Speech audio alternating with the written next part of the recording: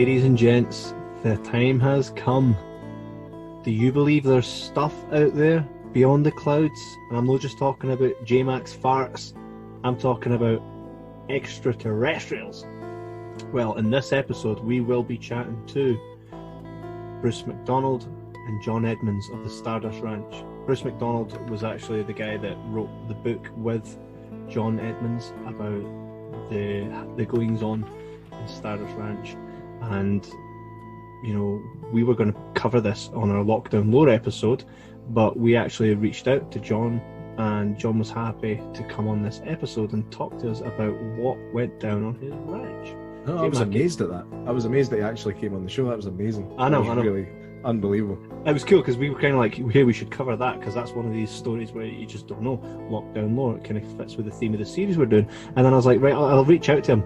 And it's kind of one of those things like, yeah, I'll go and reach out to Van Damme. You know, you just didn't expect it to happen. You don't expect to get the yes. But I was like, hey, you up for it? And he was really cool about it, and got his publicist to come on. And yeah. And when you listen to the episode, you'll realise why we wanted him on so much, because this story is fucking bonkers. It's crazy, like. Yeah, it's fantastical. Yeah. The thing is, like, you don't have to. The good thing about this story is, it comes from someone that sounds very sane, sounds just like you and I. It doesn't sound like one of them crazy peeps. I was just sitting in my truck and big blue light took me in the sky. Exactly. It's the not thing like is that at all. And I know what you're probably thinking, all right, guy killed a couple aliens with a samurai sword, and you're rolling your eyes, but listen, right? Step out of that for a minute. Just step out. It's not our job here on this episode to disprove or to prove this. This episode, and the point of this, is for Bruce. Why did I say Bruce? Why did I say Bruce? Why not? Right. So this episode, Big Davey. Bruce. That's the damn aliens fucking with my neurological system. Oh, tell them what happened with the original intro that we we done this intro already, but we had to record another one because aliens fucked with it and it wouldn't save. But here's the thing, right? Jump outside of your skepticism and just accept that John's coming here to talk about his story, and we're just going to take his story and we're just going to listen to it, and we're going to talk to him about it. And you know, if someone comes up to you in work and they go, "Here, mate, this thing happened yesterday," you would go, "Right, cool, tell me more about it." You'd ask questions, you'd be intrigued, and that's exactly what we do in this episode. We just want to chat about it and get to know about what happened and what his experiences were, and kind of what his life's been like since. And you guys are here for that ride. Yeah. Also, let's play a little game with this one. Why don't you all send us a message with the timestamp at the moment that you hear my very subtle, unnoticeable fart? The winner gets a free T-shirt paid for exclusively by J-Mac. Thanks for that, fucking knobhead. If you also include Jibber Jabber 15 in your comment, we won't make you pay for shipping.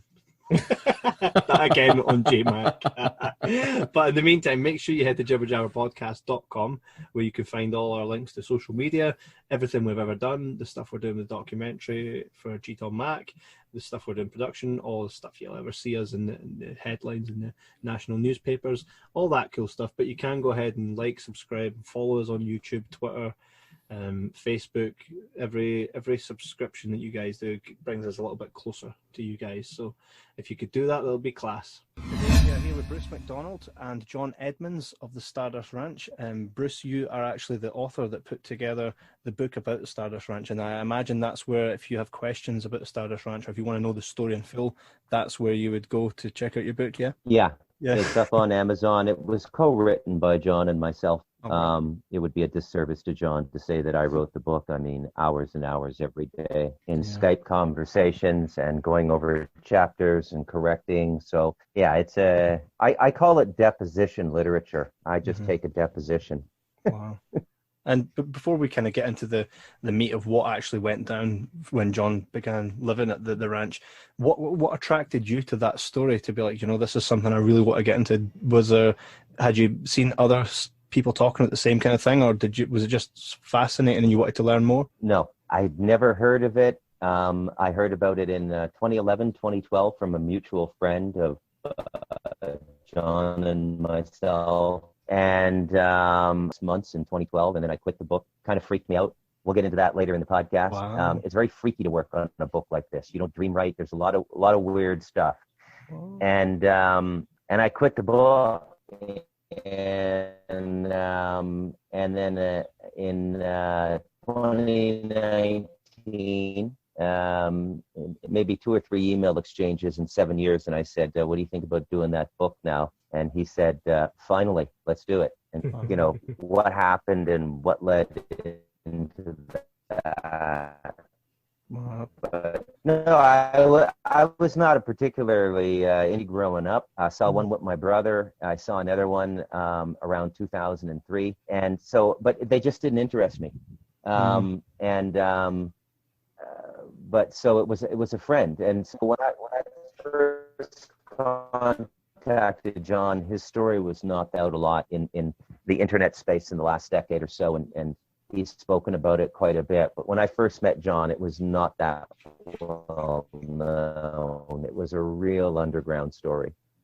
Wow, just goes to show, you know. It's certainly the story has certainly come to the forefront now. John, when did you start telling people the story? Were you telling people as it was happening? We'll talk about what was happening shortly, but did you start telling people straight away, or did you kind of bide your time thinking, what are they going to think of me? Or Well, it's kind of all of the above. I mean, I told a few people that I knew that I was just friends with, but realized my profession that I was working in at the time, I'm a psychiatric social worker. And so, here I was working in a clinical setting for the largest mental health provider in Arizona and in a couple of other states. And I was one of their top counselors. And so, it's not the type of thing where you just show up one day and, you over lunch and you say, hey, by the way, I'm killing aliens. It just doesn't work out too well. And, so I was very careful about who I told, but, I kept going into work and people would look at me and they say, good God, man, did somebody die or something in your family? And I couldn't, come out and tell anybody what was going on. And, the only person I could share it with was my wife, Joyce. And so it was very difficult in the very beginning. And then gradually it just got to the point where, we had to make a choice. We were either going to, just totally bail out of the ranch and take our chances and take a horrible financial beating and hope for the best, or we were going to just decide to stay there and fight it out, literally, and, keep going. And so that's what I did. And then gradually, as things got crazier and crazier, I thought to myself, you know what? It's really not fair for me to keep up a practice like this. I'm going to take a break from my practice. And, I didn't completely retire, but what I did was I kind of shut down the practice in terms of working in a public clinic. And, that's what I've been doing ever since. I still keep clients that are private clients, mostly celebrities and people that I've worked with, in the media world that are familiar with dealing with this kind of stuff. And other than that, I'm just basically running a ranch. I'm working with horses and, I take on a few projects, here and there. Yeah. Just to take it back a little, I think we might have lost Bruce. I don't know if his connection's gone. It seemed like the connection was a bit bad. He might come back in shortly, but yeah, I'll send him a message anyway to bring him back in, but we can still continue here. Yeah. So just to take it back to the beginning, basically, you obviously, like you said, you're a psychiatrist, social worker, psychiatric social worker. Right. How long were you in that profession? Sorry, how long have you been? Boy, let's see. I have to think about that. About 30 years. 30 years. Okay. So I was 5 when you started. So that's good innings. That's good. So the decision to buy a ranch, was this a childhood dream that you had, or was this something that came later in your life? I have always loved horses, and I grew up in a north suburb of Chicago, Illinois, and really they didn't have too many horses around there. It was kind of an urban setting, and as a kid, I watched the Lone Ranger and, all the cowboy movies, and I thought someday I'm going to have a ranch. I'm going to have horses, and it'll be awesome. And so I saved up my money, from the time I was a little kid. I mean, I got, jobs, at the golf courses, caddying for people. And, I delivered newspapers in the morning and in the evening and washed cars and, did anything I could for $1, to try to put away the money. And finally, I decided to move out to Arizona. That was in 1984. And, I went to Arizona State University and got my degrees and then decided to buy the ranch. And, Joyce and I, we had gotten married and we had looked and looked and looked for a place that we could afford where we could, have horses. And this was about the only place at the time that we could afford. I mean, we traveled all over the Southwest, the Northwest. We went everywhere. And it was just, we couldn't find anything that had the right facilities and was within our budget. And then all of a sudden, out of nowhere, this place just showed up. And we drove out there to look at it, and I saw it, and I went, that's it. I want it. Were there any nearby ranches that were for sale but not in the price range? No, there was nothing out here. That was one of the reasons I liked it is that it was totally isolated. I mean, we're in the middle. Originally, we were in the middle of probably 500,000 acres of wild desert. I mean, you can drive almost at the time, you could drive between 10 and 20 miles in any direction and never see another person. That sounds like heaven. It was awesome. I mean, and, Arizona kind of looks like the moon anyway. I mean, it's got all these... hills and little mountains and stuff like that. Lots of weird stuff. I mean, for a guy from the Midwest to be looking at all this, I looked at it and I went, wow, I'm on the moon, but I can breathe. Yeah. It's almost got that kind of Total Recall Mars aliens. So you basically, from what we've read and what we've seen on the internet and TV, you bought this ranch, and then you showed up, and there was still the belongings of the people who had lived there previously. Did you have any dealings with the people that lived there previously when you bought it from them? Very, very little. They were a couple that had worked out at Luke Air Force Base, which is a major Air Force base out here. And I guess that should have given me a clue right there that maybe something was up. But I was so innocent to this whole thing. I'd never bought a house before. I had no clue. I thought, hey, I'm buying my dream property, and it's going to be very cool, and I'm going to get horses. And I really was kind of innocent about the whole thing. I had no idea. And the interesting thing about it was my wife worked for the FBI at the time. And, she I guess she had like her spidey sense, Spider-Man sense. And she just told me, she looked at me and she gave me the dirtiest look and told me, she goes, not in a million years. We cannot buy this place. And I looked at her and I said, well, we've been looking for months and there's just nothing out there that we can afford. And I said, we can probably fix whatever's here. And, why don't you like it? And she goes, it's creepy. I don't want to live there. And I was like, well, everything out in the middle of nowhere is creepy. It's just how it works, Plus, Arizona's creepy to begin with, because, she's from Wisconsin. So, she's a cheesehead. And it's like she's used to looking at cows. I mean, to her, horses are like, yeah, so what? And, so the bottom line is I saw what I thought was a solution to what I wanted. And I should have listened to my wife, but I didn't. In those days, I was extremely headstrong, and I kind of pretty much decided what I wanted, and I just went ahead and did it. I mean, I think that's the first man in history that's ever said to the wife, we're getting this creepy place, and that's it, and she's went along with it. And then to actually have her agree to, stay there after an alien tries to do her in. I mean, I've got to applaud you. I don't think I've ever heard that one before.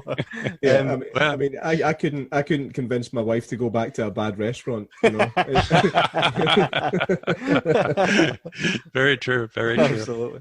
So when you moved in, and you asked, from what we've read, so the belongings from the previous owners were still there, and you kind of asked the company to remove it, and then you went back, and they were all just in the pool. Well, here's what happened. We moved in on June 1st, 1996, and we were renting a home that was in Glendale, Arizona, which was probably an hour and a half away, good hour away. And so, we drove out to the ranch to move in. We had all our stuff in a rental truck. And, we went to walk in the house and see where we were going to start unloading and putting things away. Nothing had been moved. And so I got on the phone and I called the realtor and I said, hey, guy, what the heck's going on here? I mean, we got to move in. We get this rental truck and we got all our stuff and our Rottweilers in the truck and, we got no place to move into. And he just kind of, well, I'll get somebody out there. I'll call the people. And, he didn't bother to offer to come out and help us or do anything. I was, kind of put off. And he said, well, go out to eat and, go out to eat again and go watch a movie. And I said, I got my dogs. I can't, it's 110 degrees out here. I can't just, go and do that. And he said, well, I don't know what to tell you. Go back to your old house. And I said, the house is rented. We're gone. We gave our keys back already. So I was more than a little upset.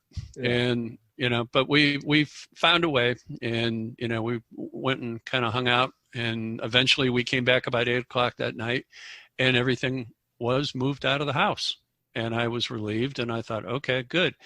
And I told Joyce, I said, look, I'm going to go check on the pool, make sure, everything's good out there. So I go out to the pool area and this is a major pool. It's huge.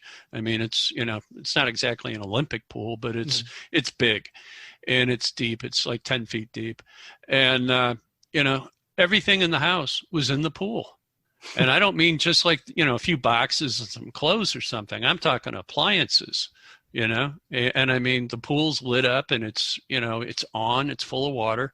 And I'm thinking to myself, good God, what the heck happened here? So I call the realtor back and I say, how did you manage to get everything moved? And he goes, well, I got it done.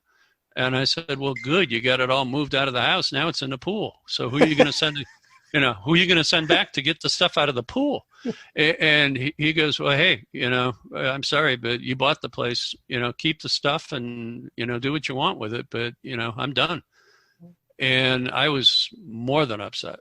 But at that point, there was not much I could do about it. And so, I spent like the next few days dragging everything out with a winch in terms of, the appliances and stuff. And I just dragged it out and put it out in front of the property.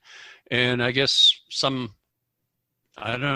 came along and got it. I don't know whoever took it, but eventually it all disappeared. That's mad, eh? Especially when you think there's nobody, for miles at your ranch, and then somebody actually, if there's something going for free, somebody will find it, right? Even in a desert. Well, it's interesting because even back in those days, we used to see a lot of helicopters that would, military helicopters that would fly low to the ground and fly over the property.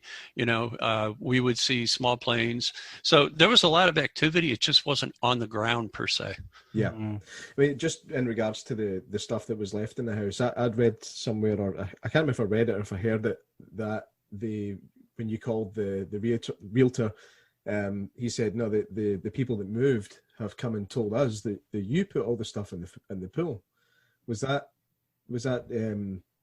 another part of the story? No, I asked him, how it got moved and who did it and everything, and he wouldn't tell me. He gave me absolutely no information at all. And, so I just was at a loss.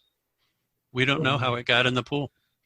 Yeah. It's like one of those scenes, and like it's like the beginning of all Alien movies, right? Where like they go into the living room and all the silverware is just stuck to the roof or something like that. Because it's just been that, or the guy came back for his stuff and was like, "I'm not dragging this, fuck it," and away in the pool it went. But it's quite an unfortunate. I mean, that wasn't like the only thing. Was it the same day that fella came up to you with the machete? Yes. Well, no, actually, let's see. Let me think about that. There was a guy that has become sort of known as the Machete Man, and what had ended up happening is that I think actually it was after that. The Machete guy showed up. He just literally, I was putting stuff away in the kitchen, and I looked out the window in the kitchen, and I saw this kind of grizzled looking, almost looked like a army vet that he had on an army jacket, and he just looked like he was homeless. And he came up the driveway, and he had this machete with a piece of leather tied around the handle, and he was just kind of dangling it and swishing it back and forth. And I thought to myself, oh my God, here we go. I mean, I'm thinking in my mind, I've got this great horse ranch that I found in my price, and I was able to buy it. And I'm full of expectations and positive energy. And gradually my dream is being, just sort of whittled away at by, all these incidents. And so this guy, he walks up to the middle of the driveway, and I met him out there. And, I had decided over that weekend that I was not going to live out in this area without a gun, because I had absolutely no protection. And, I mean, I wasn't, I'm not a machete guy. I'm a, 357 guy, or a real gun kind of guy. And so I went out and picked up a handgun, and I had it, and I stuck it down the back of my pants, and I walked out there to meet this guy. And I said, sir, what are you here for? And he said, well, I live here. And I said, well, I just bought the place and I paid cash for it. And I guarantee you, you don't live here. And he looked at me and he says, well, I live in that building back there. And I said, what building? And he pointed to this little shack on the back of the property. And I said, well, that's my tack room. That's not your house. And he said, well, that's where all my stuff is. And I said, well, let me walk you back there and let's get your stuff. And he goes, well, who's going to kill the monsters? And I said, what do you mean, monsters? And I'm thinking to myself, where in that 15-page contract with the realtor was the part about the monsters and the lodger? I never saw that part. Wow. And, so he said that he'd been living here for at least a year. And he said that was his job, was to go ahead and kill the monsters. And I said, what monsters? And he said, you'll find out.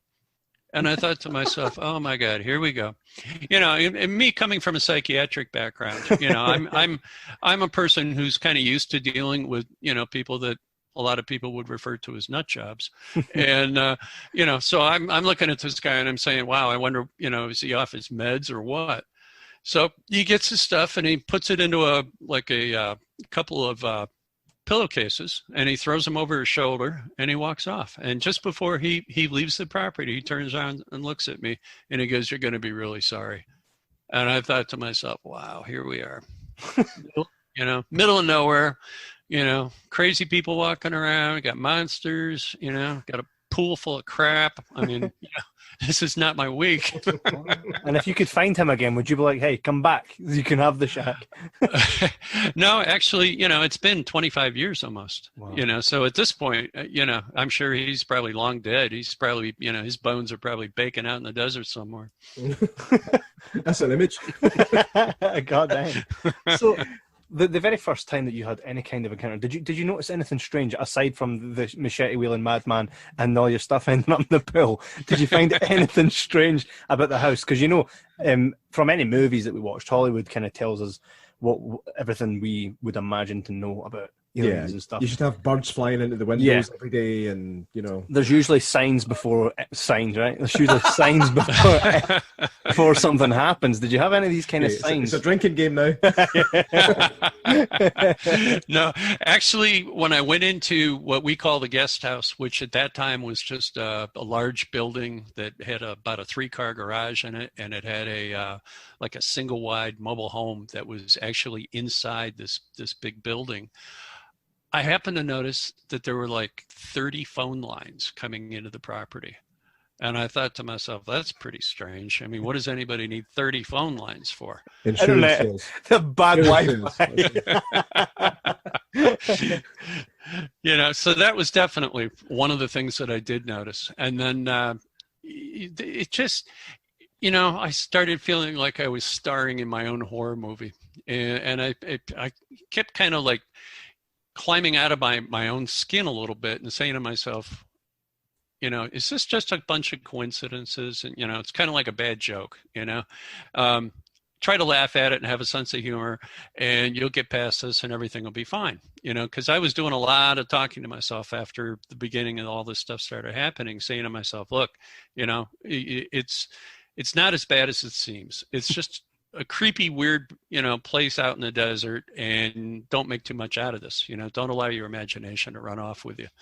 And so the following week, I called the phone company and tried to have a landline put in.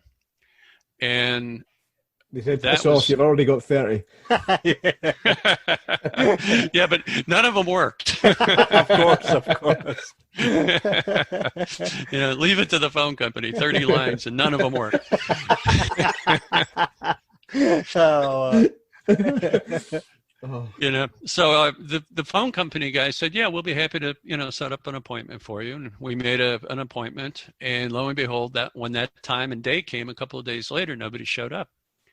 And I thought, well, it's Arizona, and they're kind of on Arizona time, as they call it out here, which means when they get around to it, they get around to it. And, it's not like back in the Midwest or back east where, you have an appointment and it's like if somebody doesn't show up, they get fired. Out here, it's kind of like they get around to it when they get around to it. So, yeah. And so, I called them up and I said, hey, I had an appointment and nobody showed up. And they said, well, very sorry, we'll fix that. And so we did this like 2 more times where I made appointments with them and they didn't show up. Well, about the 4th time I called up and I said, what in the Sam hell is going on here? I said, I've had all these appointments. Nobody shows up. Why are you wasting my time? Do you want to provide service to me or not? And this person who answered the phone, she told me, she said, look, I need to tell you something. It's very hard to get service in that area. And I said, well, yeah, especially if nobody shows up to put it in.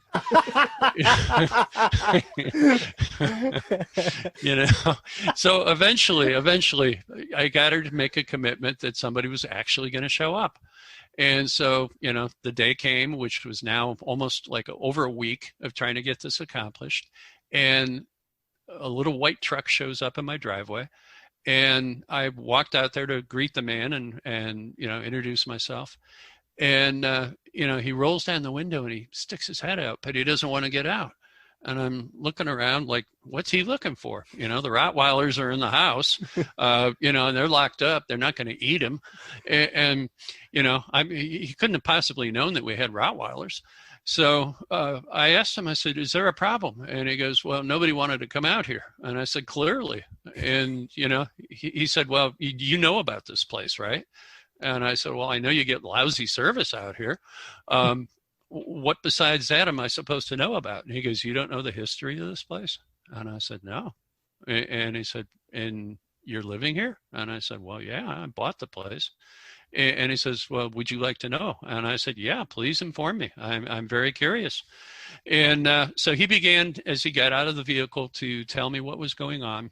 And he apologized for the terrible service that I had received. And he said, well, this place has a long history. And I said, okay, well, it was built in like 1976 or 77. What's happened since then? And he began to tell me about all these stories about this place. And apparently it had been originally settled by a family that was going to raise cattle out here. And so they were actually doing what they call raising day-old calves. And so they would get the baby calves and they would get them cheap, and they'd bottle feed them and grow them up until they were mature and then sell them into the cattle industry for meat. And I thought, well, there's nothing strange about that. And, he told me, he says, well, the day before the oldest son was to graduate from high school, he put a shotgun in his mouth and blew his head off in the living room. What? Yep. And I thought to myself, okay, here we go. I was waiting for the other shoe to fall, and I guess here it is, kicking my ass. And, so I said, okay, well, that's really bad. That's awful. What else has happened out here? And he said, well, at one point it was a whorehouse. And I thought, well, jackpot. And I said, well, okay, I guess, that's probably a big deal to somebody, but I'm from Chicago, and, you should drive down certain streets in Chicago. You see lots of whores. So, that's not going to keep me awake at night. And, and he said, well, before that, it belonged to a paramilitary group, and there was a train wreck out here in the Buckeye area, and must have been related to it. That's what everybody says. And it was a big deal. I mean, there were a couple of people, I guess, that died, and it was a terrible train wreck. At least what we're told is that the group that did that actually lived on this property. And I said, okay, well, that's kind of weird too. But again, it's been a long time, and, I don't care about trains. And so, not going to worry about that. They're not going to come through the middle of the living room in the middle of the night. So no big deal. And it just kept going like this. He kept telling me all these horrible stories. And I said, okay, so in other words, this is like the house from hell that nobody wants to live in. And the realtor didn't tell me, and I paid cash for it. Now I'm stuck. And he goes, well, at least you know. And I'm like, all right, well, thank you very much for telling me. And he packed up his stuff after he installed the phone line, and off he went.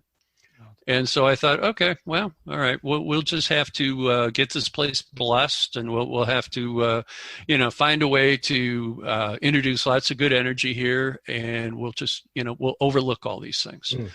And so that's how I kind of rationalized it. And then I'm saying to myself, do I want to tell my wife, And I thought, well, we don't have secrets in our relationship. I always tell her everything, and she tells me everything. And, working for the FBI, she'll probably find out anyway. So, what the heck? Are you a religious guy, John? I'm a very spiritual person who loves God. And I'm somebody that absolutely lives his faith. Okay. So the concept of aliens for most people who are religious is a bit kind of out there, and they see it as basically a non-issue. Is that something that's kind of screwed with your faith in that way when it comes to God, or do you just take it all as one? It's a great question, but the way I look at it is this, and that is that I kind of have a sort of a scientific idea about it, and that is that there's nothing about aliens that prevents somebody from believing in God. There's nothing that, I look at it this way. It's God's universe. So, why should it be like saying, do I have a problem with like elephants? I don't have a problem with elephants. I mean, aliens, it's all the same thing. I mean, it doesn't matter where they're from or who they are. It doesn't take away from my faith. In other words, I believe that you can, have a very good relationship with God and have a lot of faith, believe in Jesus, the whole works. And that doesn't say that, it doesn't preclude that there shouldn't be aliens as well.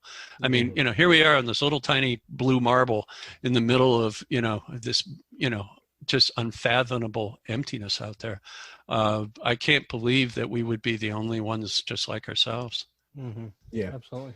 And for others, like for many people, aliens, and like for us talking to you, you're experiencing these kind of events. For other people, that's just something they've seen in a movie. So to kind of, for you, it's more concrete, but for other people, it's more, not everybody or everybody you meet will ever say that they've had a kind of encounter like that. So it's quite good that you've got that perception, and you can kind of include that in your religion, as opposed to other people just, the skeptics and normal everyday people that just aliens is no part of their headspace, if that makes sense. No, it totally makes sense. And I must say that when I first moved out here, I wasn't as open-minded about the situation as I am now. But you can't live in a place for 25 years and have hundreds and hundreds of experiences with different types of beings and different phenomena, and see the things that I've seen and the things that my wife has seen, and how so many other people have been here and see those things, and just, ignore it. Where I get into a little bit of an issue with people that are religious, and that is I don't believe that when you see something, if you don't understand it or are able to, identify it for what it is, that doesn't mean it's demonic. Okay. It doesn't necessarily make it bad or evil or anything else. It just means it's different. It's just something you haven't seen before, and if you had the background information and you had the ability to be able to, understand the phenomena better, well, then there's all new possibilities. And so, that's the way I look at it. I mean, I've met bad ones and I've met good ones. So you've actually met some decent greys, aliens, or not greys. There have been many other races out here. Not to mention the fact that over the years, we have had situations where we've gone to other locations and met other ETs. Okay, see, people don't understand something, and that is the ETs have been here for practically forever. Okay, and there are many races here, and they are intermingled amongst humans, and in most cases, you can't tell the difference. That's insane, isn't it? And that kind of, I've heard the theory that, you know, the royals, I mean, this is what, who's that guy? The guy that got banned from YouTube, and he goes on about the royals are actually lizard people and stuff. David Icke. Right. I mean, that could be possible based on what you're saying there, though, then? That I can tell you without a doubt, it's absolutely true. Yeah? Yes! Okay, I'm serious. I mean, it really is. And the interesting thing about it is that we've had individuals that have come to this ranch from all over the world, and we've had, you know, foreign dignitaries. We have had American, you know, people that are from all the different alphabet agencies. We have had, you name it, they have been here. And I mean, these are some very important people.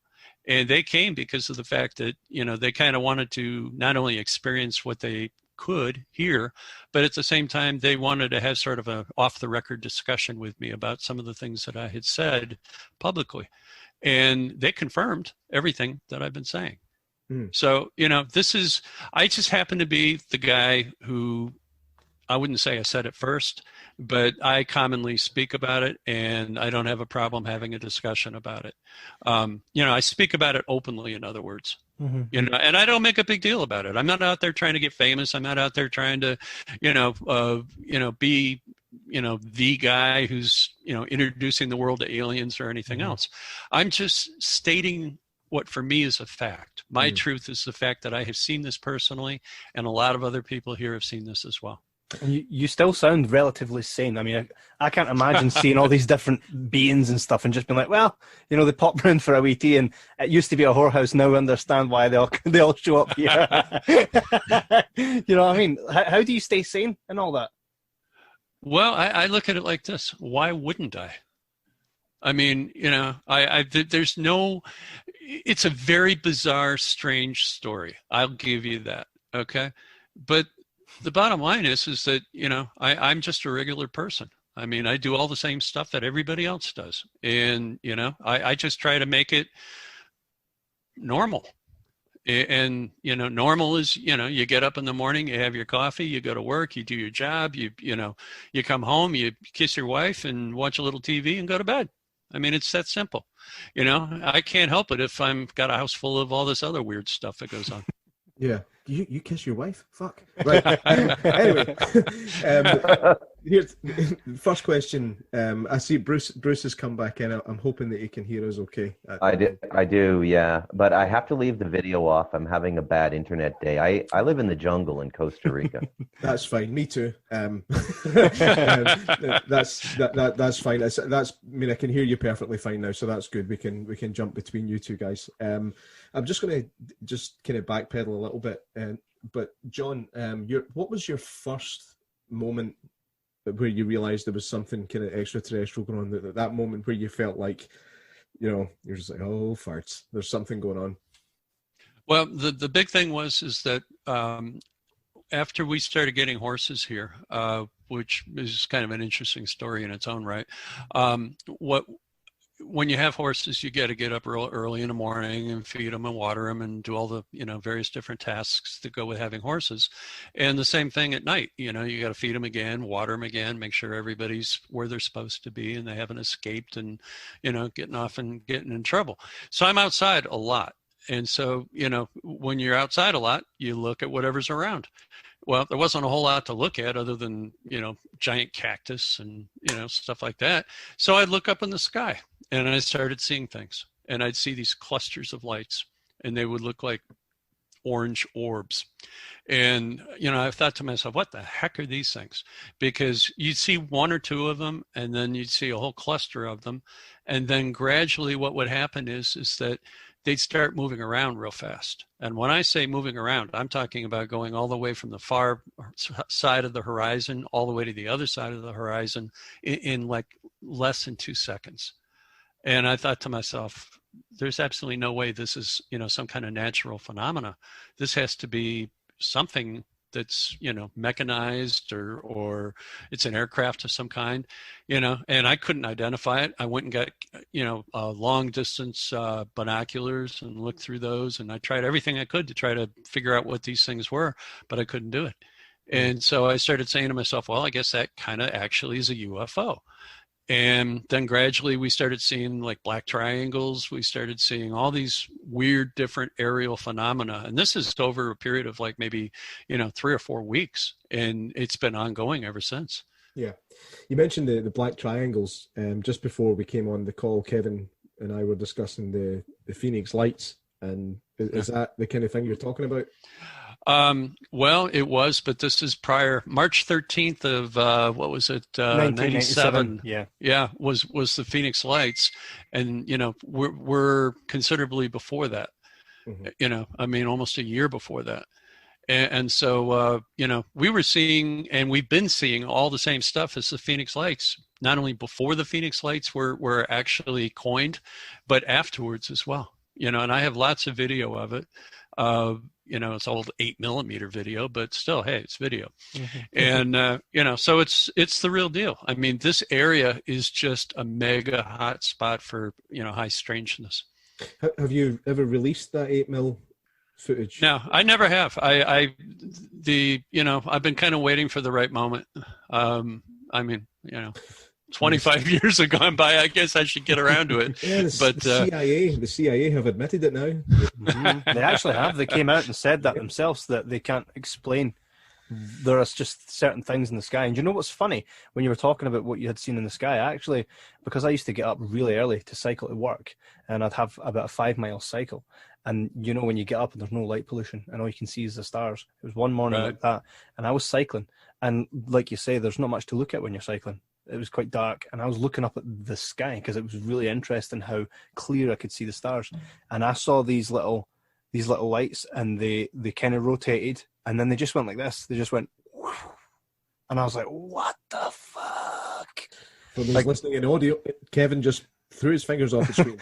Yeah, but for me, that was like, wow. I mean, whatever it is, that was pretty cool, and it's not something you see every day. And I've always kind of watched the sky when I can see that. And even myself and Jordan were coming back from Manchester one time, and how nice was that sky at night? And it just you really can, if you look at it long enough, you can see all different kind of goings on. And I think that's very interesting. So from where you are on the map, that obviously is a hot spot. And you're saying that a lot of air bases and stuff were there. It kind of makes you think, well, why would they build that kind of stuff there? You think? I mean, it's clear now that the CIA have come out and said there are things we've been tracking and we can't explain it. These are what you would call a UFO. So to you, that's nothing new. To you, that's just confirmation to what you've been saying. That's why when a lot of people can be skeptic and say, "Oh yeah, bullshit," when you look at it, well, look what happened in your area. The Phoenix Lights happened in your area, so that's people backing up what you've said. Right. But we saw it. We actually saw the Phoenix Lights. I mean, my wife and I were coming out of a movie in Glendale, and we jumped back in my Mustang. I got a convertible Mustang, and we put the top down, and we were, hauling butt down the freeway, and we actually saw. Sticking to the speed limit down the freeway. Well, I must say that's one of the good things about Arizona, and that is it's all relative when it comes to speed limits. But we were hauling butt. I mean, literally, because we saw this stuff going out to the west of us, and I'm like, "Wow, look at that!" And she's like, "Yeah, what is that?" And I said, "Well, that's the same stuff we've been seeing out around the ranch." And I said, "I wonder if it's kind of going back to where the ranch is." And so, I've just floored it. And we got out to Jackrabbit Trail, which is the road that goes south to the ranch. And we could clearly see, like a mothership, a big ship with smaller ships that were docking with it and leaving and going off and doing other things and then coming back to it.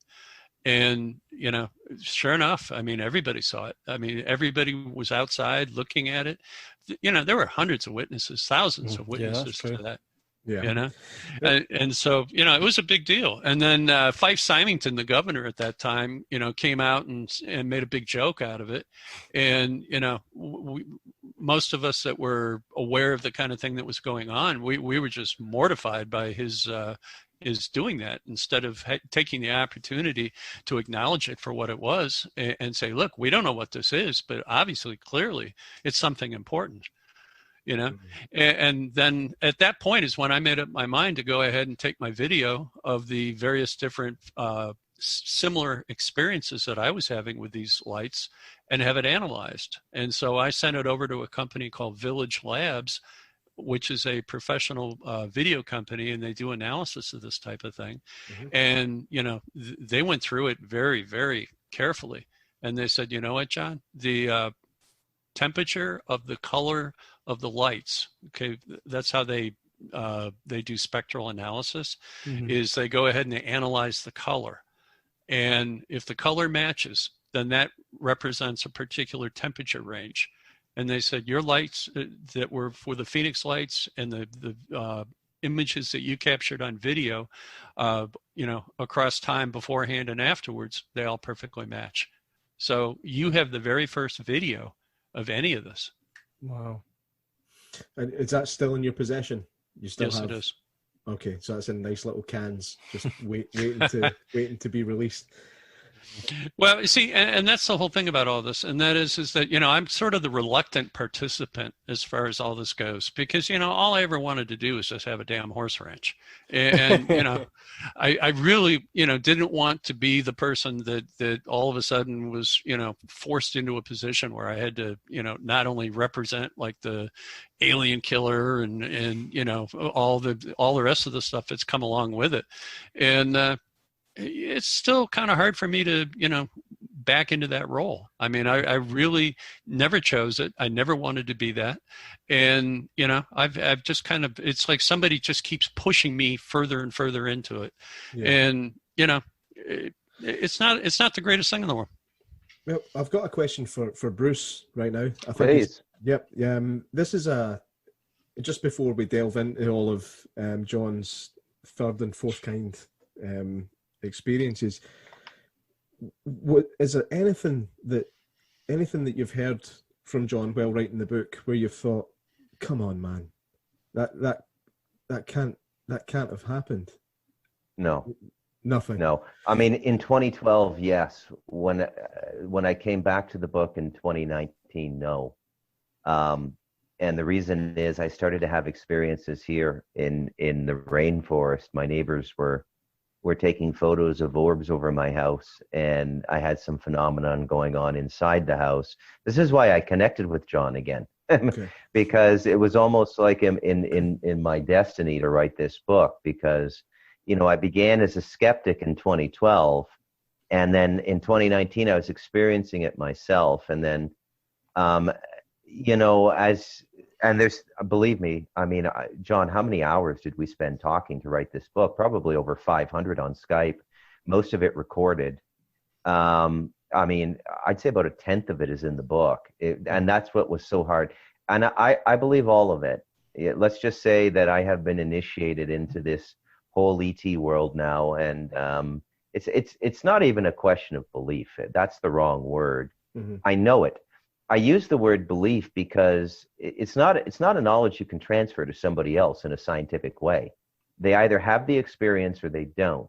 And writing the book with John was like my baptism into this. I mean, these MFers came and they were at my house for a while. Some really weird goings on here. I had a white light show up. My wife took a picture of it. It was in the bedroom, cleaned out the whole house. I was ready to tell John after 3 weeks, again, I quit. What happens when you sit down to write about this stuff is this extremely negative energy builds up inside you, and you don't know where it's coming from. Mm-hmm. You think, oh, my wife changed the brand of coffee, or like, what is going on here? And then slowly you begin to clue in, and you go, man, no, this is related to the book. This is what happened in 2012. And just as I was getting ready to quit, this white light showed up in my house for 10 minutes on a Saturday morning. I was in bed with my wife, and it was up at the ceiling, and it just hovered there. And then everything was light and beautiful after that, and I was able to finish the book. So a lot of goings on here, a lot of goings on. I've never seen a gray, but I can say that I have felt them. Yeah. That first 3 weeks, I describe it as like, it's like a little bit of white noise in your consciousness. So you're about 97% your normal self, and then there's this 3% that's like a TV channel with nothing on it, just white noise. And every once in a while you tune into it and you go, where is that coming from? What's going on? And then as soon as the white light came in, all of that just sort of cleaned out, and I was able to finish the book. So this book for me, Stardust Ranch, The Incredible True Story, was very spiritual. It was very phenomenological for me. And as it was in 2012, but I don't think I was mature enough to handle it back then. It freaked me out too much. Sounds like some kind of ethereal shopping channel, you know? Yeah, it's like noise. my mental energy brought stuff into me on another plane, the astral plane or whatever. And then, oh my God, I mean, like, I'm a computer guy. I've made my living as a technical writer in software and telecommunications for 23 years. I have 9 computers up here on the mountain in Costa Rica. I experienced technical difficulties working with John that were inexplainable. And again, that happened in 2012 as well, and it happened in 2019. And you can get a little paranoid about it. I try not to think about it too much. But that's my input. Over. Have you had any kind of comparable experiences as to what John's experience, which we'll talk about shortly? Have you had anything similar, or have you had a very different experience with the whole thing? My experiences were seeing things in the sky, and some of them low hanging and like directly over my house. Then I had a portal periodically opening up in my home. And this is very, very, the distinguishing factor about this portal is the smell. It's a cross between copper and blood and rubbing alcohol and like rotting produce. That's the only way I can describe it. And I didn't know what it was. And you have to walk right through it to smell it. It doesn't waft. It's not like a barbecue that'll waft 100 meters. It sits in one area like the size of a basketball, and you have to walk through it. And this was going on for the first 3 weeks I was working on the book as well. And again, that all stopped. But, something was coming in here and checking me out. And I had some furniture move around. Like, I had a sofa that's well over 150 pounds, move back about a foot. And, my first response was that was an earthquake. And then, no, it wasn't an earthquake. So that was my experience, but nothing appeared. You know what? It's exactly like the beginning of John's story. If you're in the first 3 or 4 chapters where he's becoming aware of this presence, but he doesn't know what it is. Mm-hmm. We talk about the rages he would go through and everything. I went through that writing the book both times, both times, but it never got to the point that it does at Stardust Ranch, where they're openly appearing and stuff like that. Okay. Well, to take it back to John, you talked about your first experience with just seeing the black triangles and stuff. I know that your wife was involved in these experiences at the time. Does your wife ever talk about these things publicly, or is this all just on you to deal with the burden? Well, the problem is that she is still professionally employed, in the field, and she's working in mental health. I mean, originally, before she went to the FBI, she worked in mental health. Then she ended up getting a job with the FBI, and then gradually, as all the ranch stuff happened, she transitioned into back in mental health. So again, she's in the same position that I was in, and that is the two are just not compatible. So we try to kind of keep her out of it. Right. Are you okay talking about the things that happened with her? Obviously. Oh yeah, absolutely. Yeah. Okay.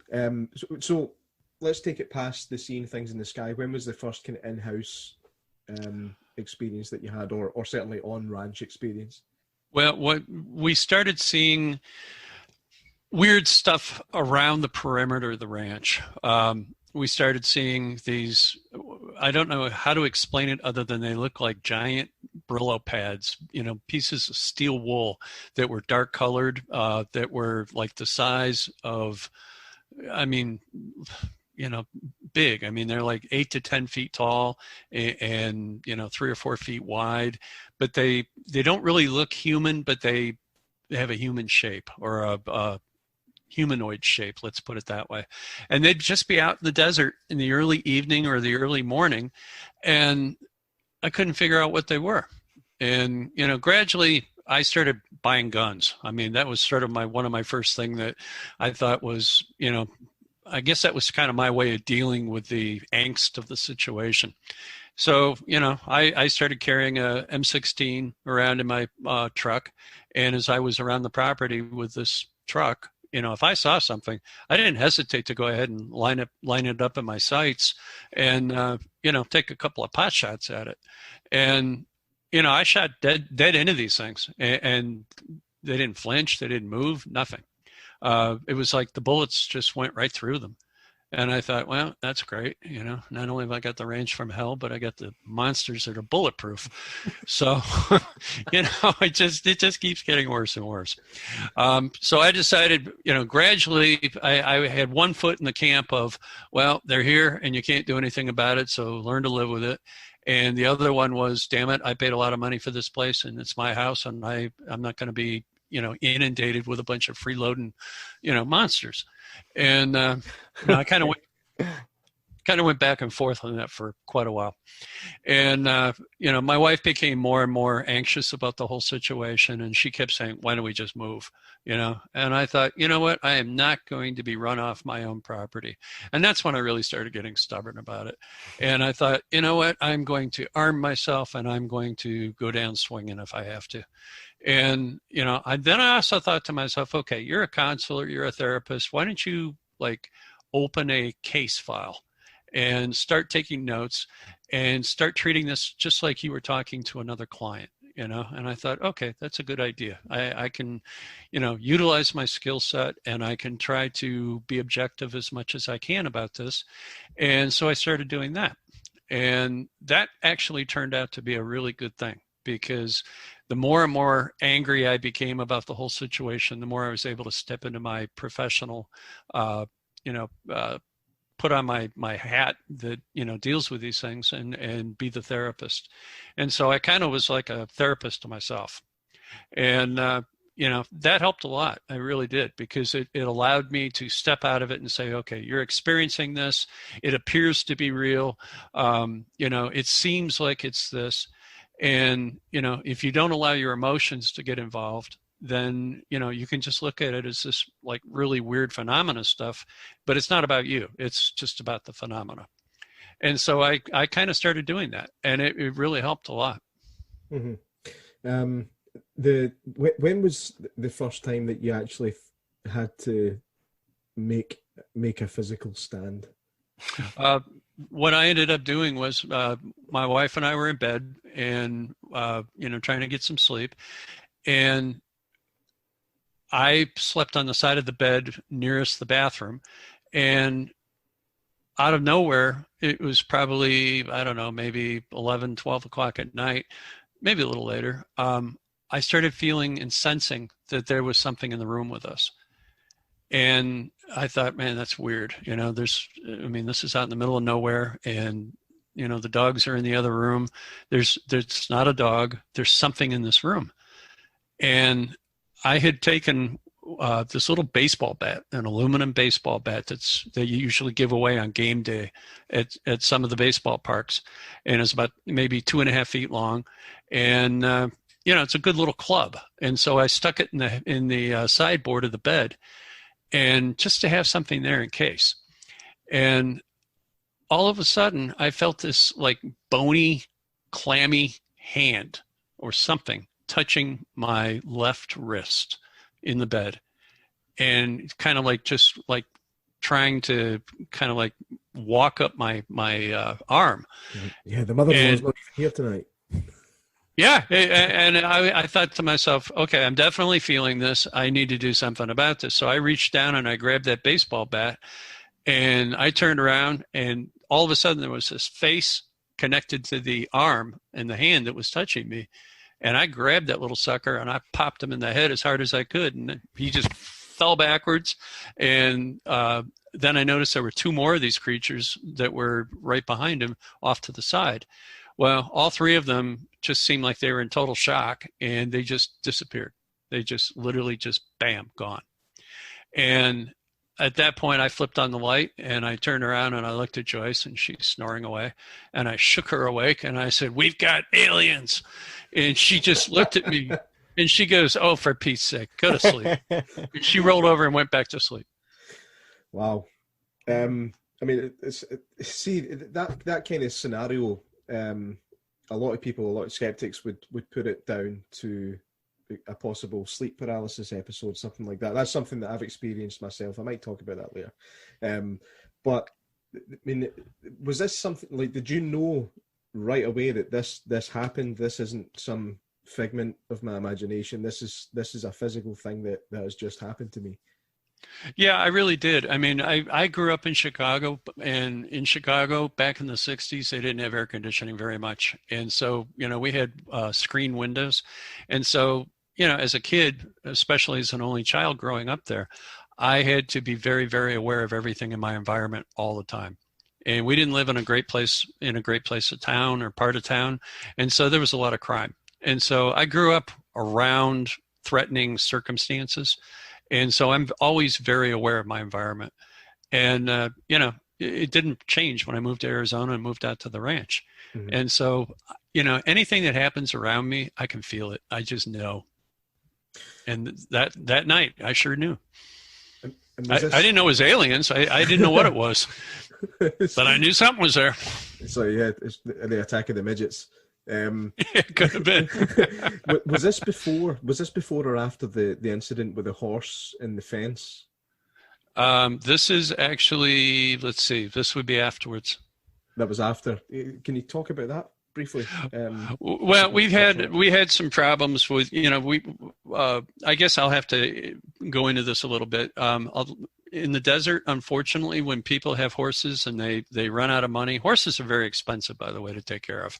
And, we've always had, anywhere from 15 to 100 of them at a time. And so right now we only have 15, but at the time, I kept driving out into the desert and finding all these abandoned horses out there. And I was horrified. I couldn't imagine people would just take a beautiful horse and take it out to the desert and dump it. But, when people run out of money, they're afraid they'll get in trouble. So they take the horse out in the desert and they just leave it. And some of them survive, some of them don't.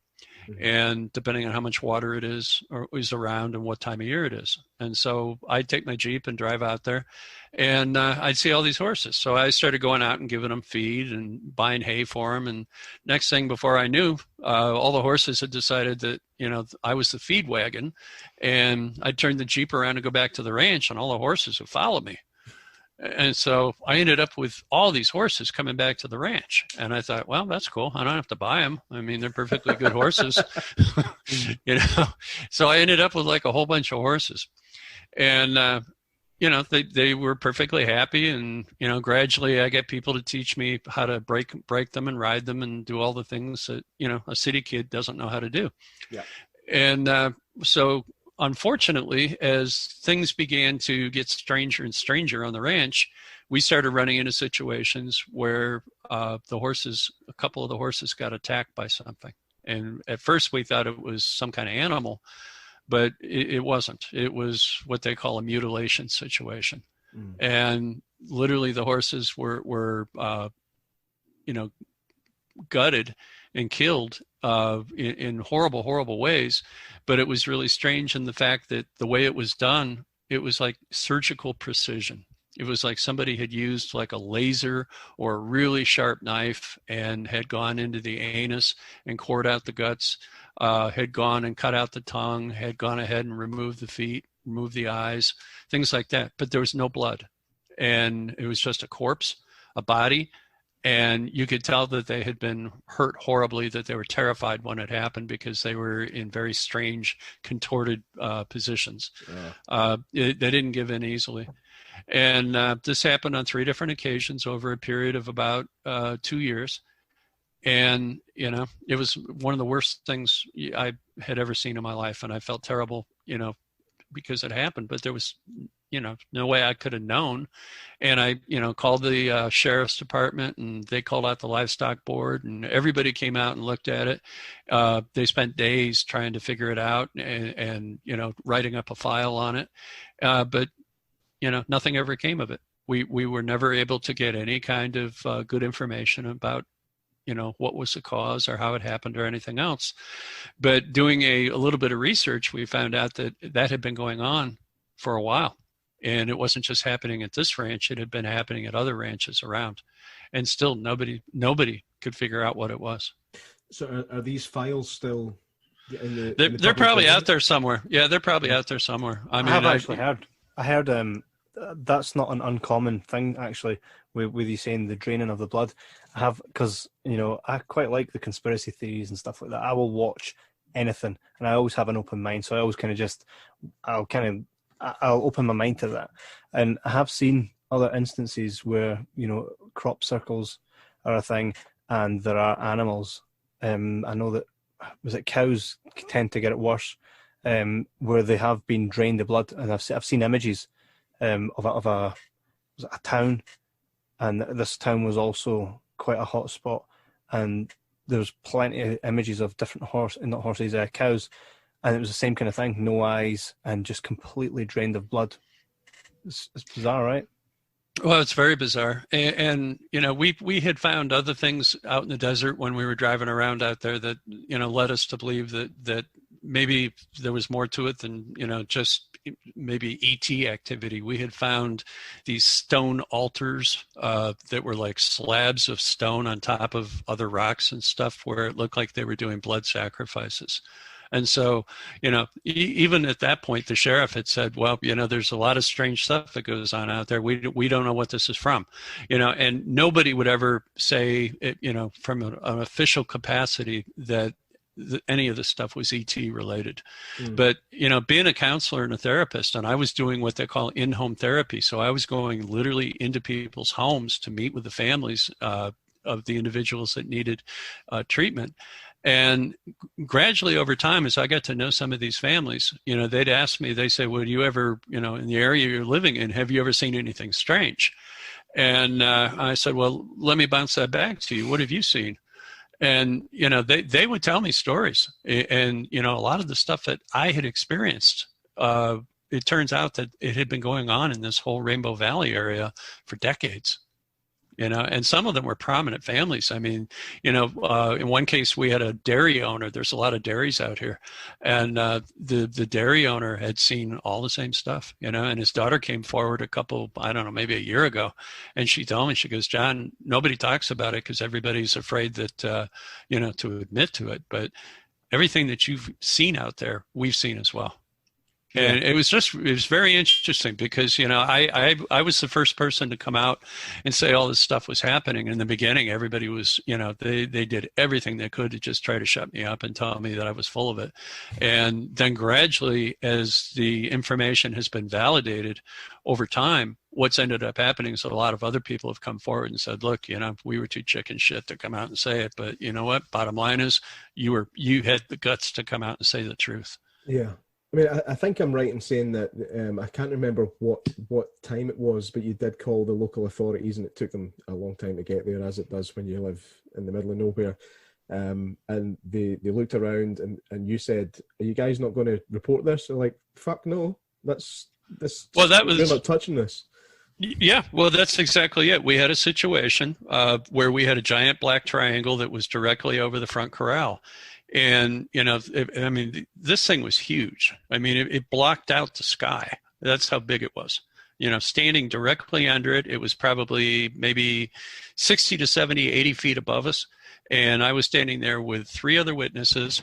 And I got on the phone and I called Peter Davenport at the UFO Reporting Center in Washington and got him on the phone. And I said, Peter, I'm standing here under a black triangle. And he goes, you need to get some authority to validate that.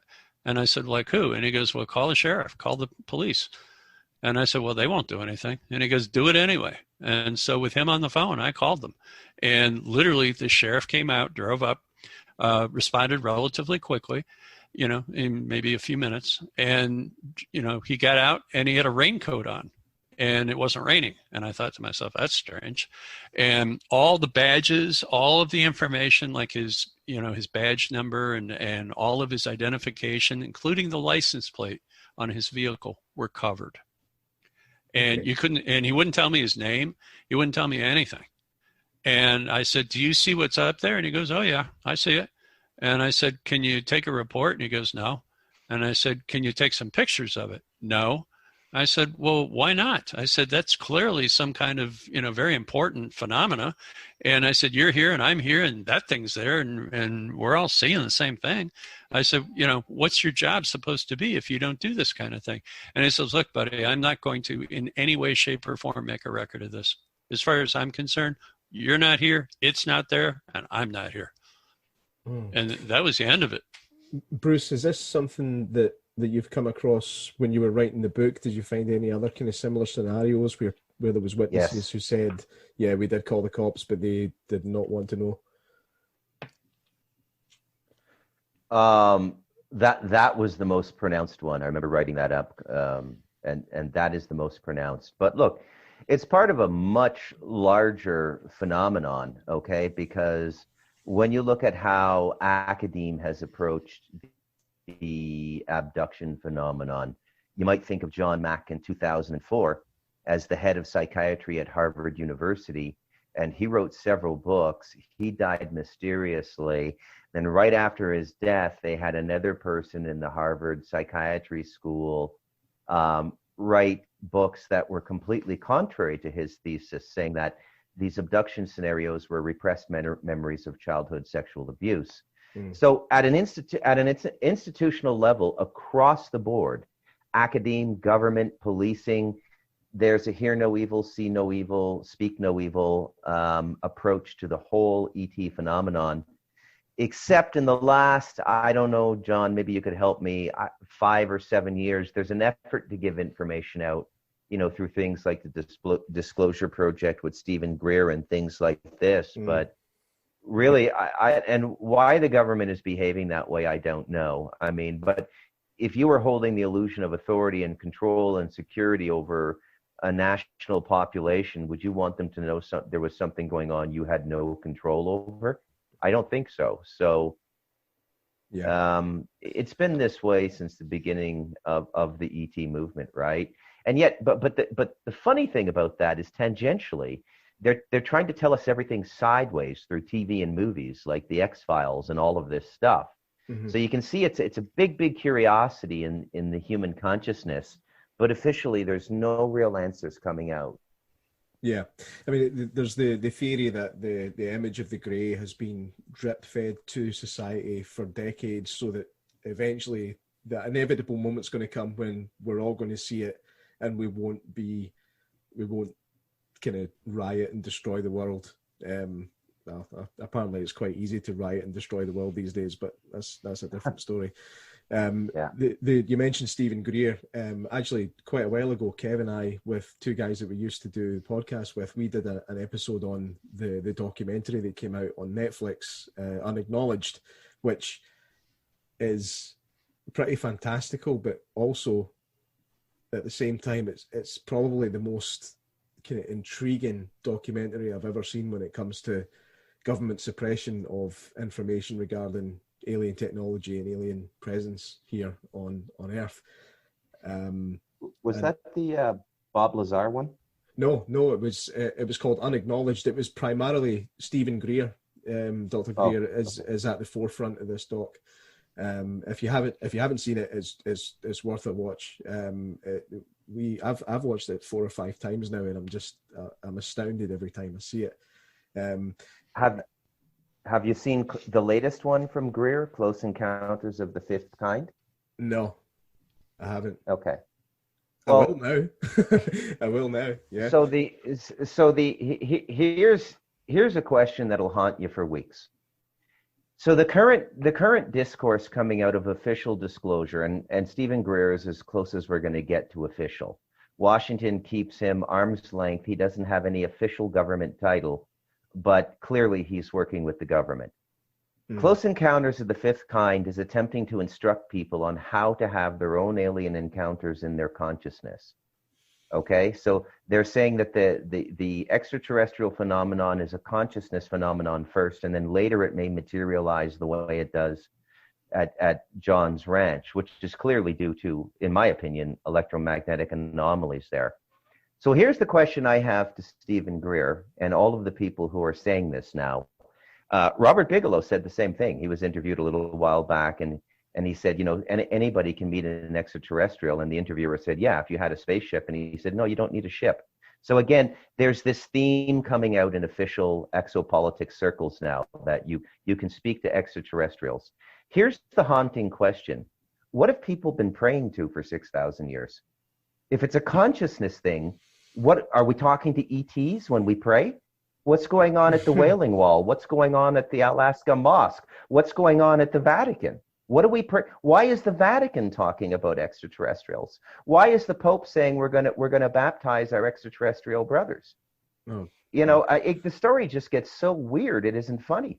Yeah, I mean, it's there's so many kind of rabbit holes to go down with all of this. That there's the DMT argument and everything, and you're speaking to other beings. It takes you to another place and stuff like that. Now, this is obviously things that happen under a state of I was going to say psychosis. That's not the right word. Psychedelia. Okay, but yeah. For these things to be happening when you are just going about your normal daily life, that to me is the more intriguing part of it. Now, going back to you for a minute, John, have you ever felt like it seems that you talk about these things so matter of fact, like it just happened? I mean, what were your levels of fear like when you were first experiencing these things? Disappointment more than anything. Fuck, I wasn't expecting that. Okay. I like I said, this was not, this is not the thrill ride that I was into. I mean, I'm a guy who used to race motorcycles and cars. I mean, I like to go fast. I didn't want to go, alien. It's just, this was not my thing. I didn't want any part of it. And I was horrified. I was just like, you got to be kidding me. I mean, of all the damn places in the whole world I could buy, I got to buy a flipping ranch full of, aliens. I was just so disappointed. I mean, because I knew I didn't have the money to be able to do it again. And I knew I couldn't turn around and just, put the thing back on the market and dump it on somebody and, let them go through what I'd been through. And I thought to myself, boy, I really stepped in it, and, the whole thing with my wife telling me, practically jumping up and down in front of the place, telling me not to buy it, didn't help any. So you actually said, I read somewhere that the Men in Black actually visited you as well to kind of. Oh yeah. How did that go down? Well, the whole time that everything started happening, me being who I am, I thought to myself, I'm on the internet. I better go and get some information about all this. The idea of wandering through this whole nightmare, unassisted and unaware didn't appeal to me. And so I started doing, literature searches and researching whatever I could. And, back in 96, the internet wasn't particularly, very sophisticated.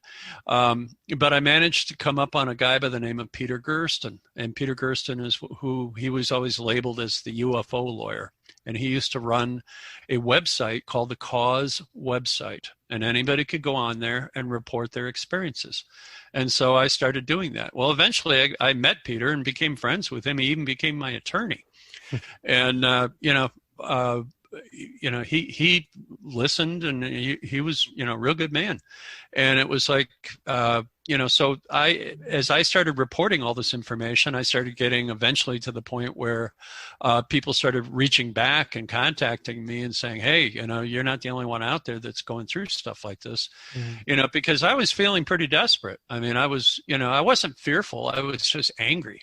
And I was just so put off by the whole thing. I even at some point, I was ready to, have a lottery and put the ranch up as a prize and sell lottery tickets and see if I could, get rid of the damn thing, just, get as much of my money back as I had, because I had so much in it and, there's no way to deal with it.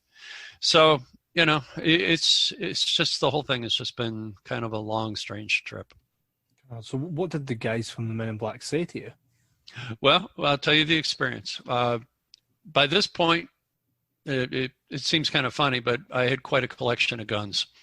And so I would have a picnic table that was underneath our hay barn.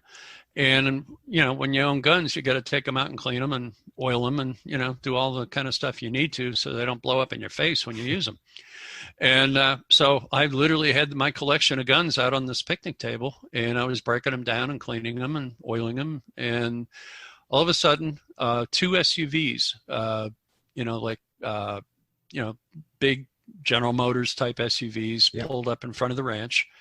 And two guys that, quite frankly, they look like the Blues Brothers, got out, and they started, walking up the driveway together. And, they had the sunglasses on and the black suits and, the whole works. And I'd never even heard of Men in Black. I mean, that's why I thought of them as the Blues Brothers, because those guys I was familiar with.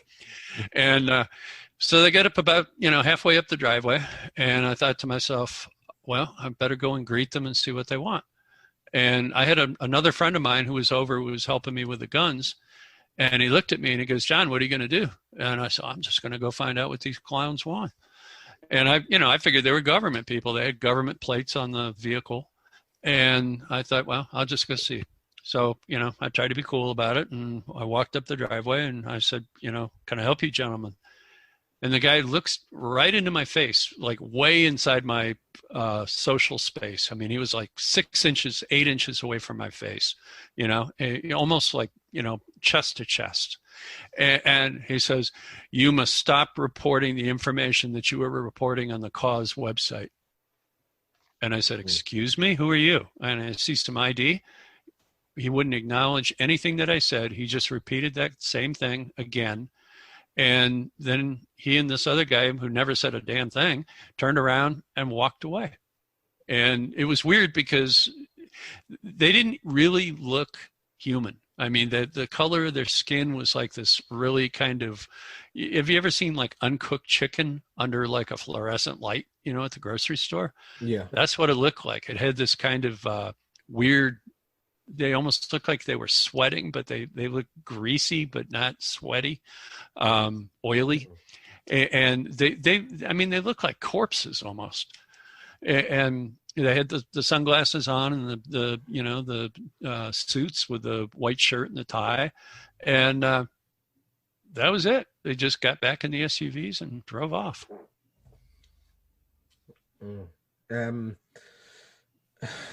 Did that not creep you out a wee bit?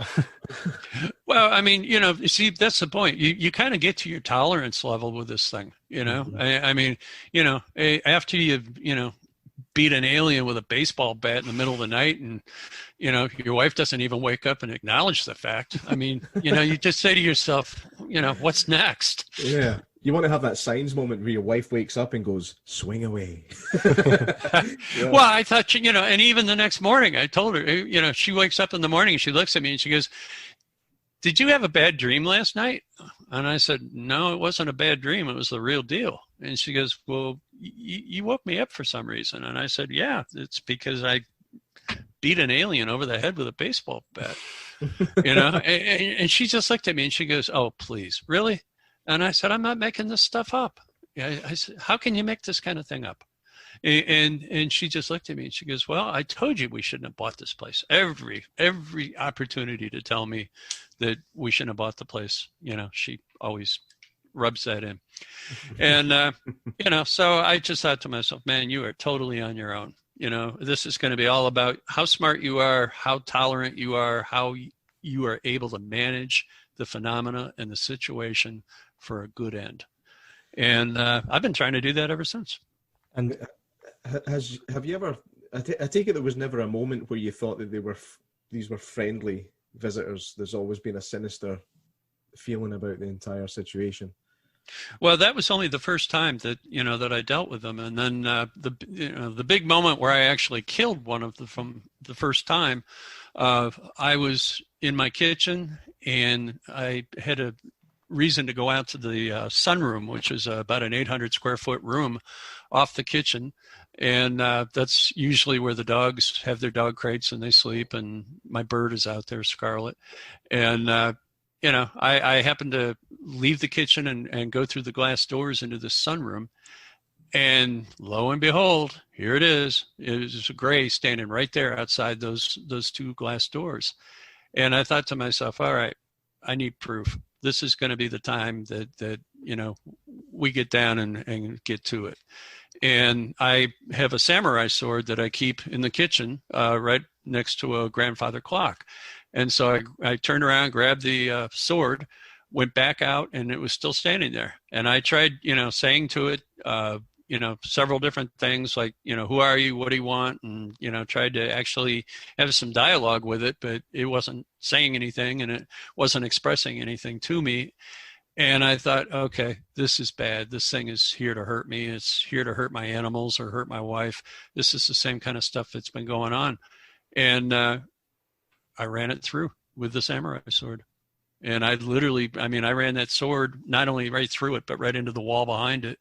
And all I heard was this hissing sound come out of its mouth. And then there's a phenomenon, and that is that if you don't take the head off, they disappear. And they disappear, they just blink out. But if you manage to cut the head off, then the body and the head remains.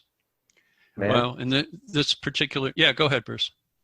I just want to underline that, Ghost Hunters did an episode at Stardust Ranch, and if you watch it, it's about 44 minutes. They're in a dark room in John's ranch, setting up their video and sound equipment, but shooting, and you hear that hissing sound. Okay. So exactly what John just described there. If anyone, go to YouTube. It's, what is it, season 14? I can't remember, but you can find Stardust it just by Ranch. Yeah. Yeah. If you type it in, you'll actually hear that hissing sound, and it's unearthly. It sounds like somebody stabs a soccer ball with a dagger. Okay, and it's just there in the room. So sorry to interrupt, John. I just wanted to add that. No, that's a good idea. Thank you. So the thing about it is that. Part of it was rage on my part. Part of it was just I had decided at that point I needed some proof, some physical proof. And, this thing, it wouldn't leave. And the other two that showed up at the same time challenged my dogs. It was just, a bad situation. Yeah. And we had tried, somebody, along the way, somebody had told us that if we put pictures up and if we put up, signs and things on the walls and said, welcome aliens and welcome grays and blah, blah, blah, that, eventually these things would get the idea that, that maybe they weren't welcome, but they were, we weren't there to hurt them. We actually literally did make quite an effort to try to, come to some kind of an arrangement with these things for coexistence. And, they weren't having any of it, and I finally decided, hey, you know what? You guys are trespassers. You're not supposed to be here, and you know what? This is it. We're gonna go get down and get dirty. Was there ever that moment where you thought, "Fuck, I might have just triggered some kind of interstellar war"? I never thought of it that way. I always just thought of it as you know what? This is my damn ranch, and you're not going to come and run it down. All the while they're sitting in the mothership going, well, he's just killed wee Davy. Dee and Sambo, get down there and get him. It sounds like it's a little bit kind of Gran Torino. Like, get off my lawn. Yeah, there you go. Actually. I was just so pissed, and literally by the time this thing I could hear it hissing. I was probably a foot away from its face. So I could see the face very clearly. I could see the great big, black eyes, and those eyes are multi-pigmented. They look like fly eyes up close. And I thought, all right, now I got some proof. So that's kind of how the very first one that I killed. Over time, it's turned out to be about 19 of them. 19. So you said that if you don't cut off the head, it's like an antenna. Yeah, it's like an antenna. If you don't sever the antenna from the main body, they just transition, they disappear. And you have done that. You have severed the head. Now, you sent some stuff by FedEx to a laboratory, didn't you? Yeah. Well, what happened was that, after this whole thing happened, about 10 minutes later, my wife showed up from work, and hey, honey, how was your day? Yeah, exactly. Yeah. She goes, so what have you been doing all day?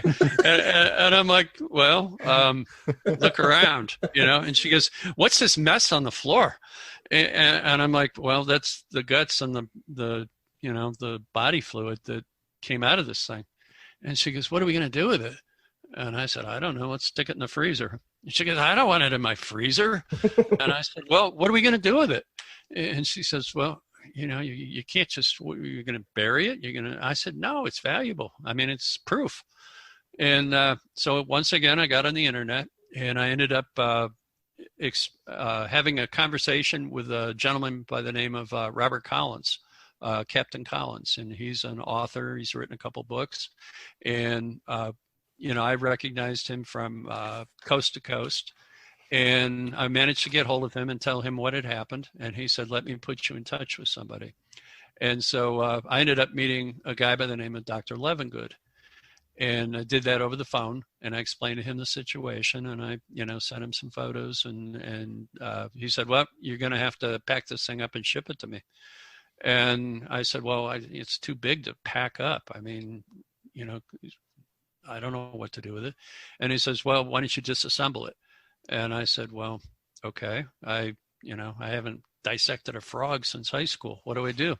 And he gave me instructions. And so I went ahead and followed his instructions, and I got a big FedEx box, and I FedExed an alien to Grass Lakes, Michigan, which is where his lab was.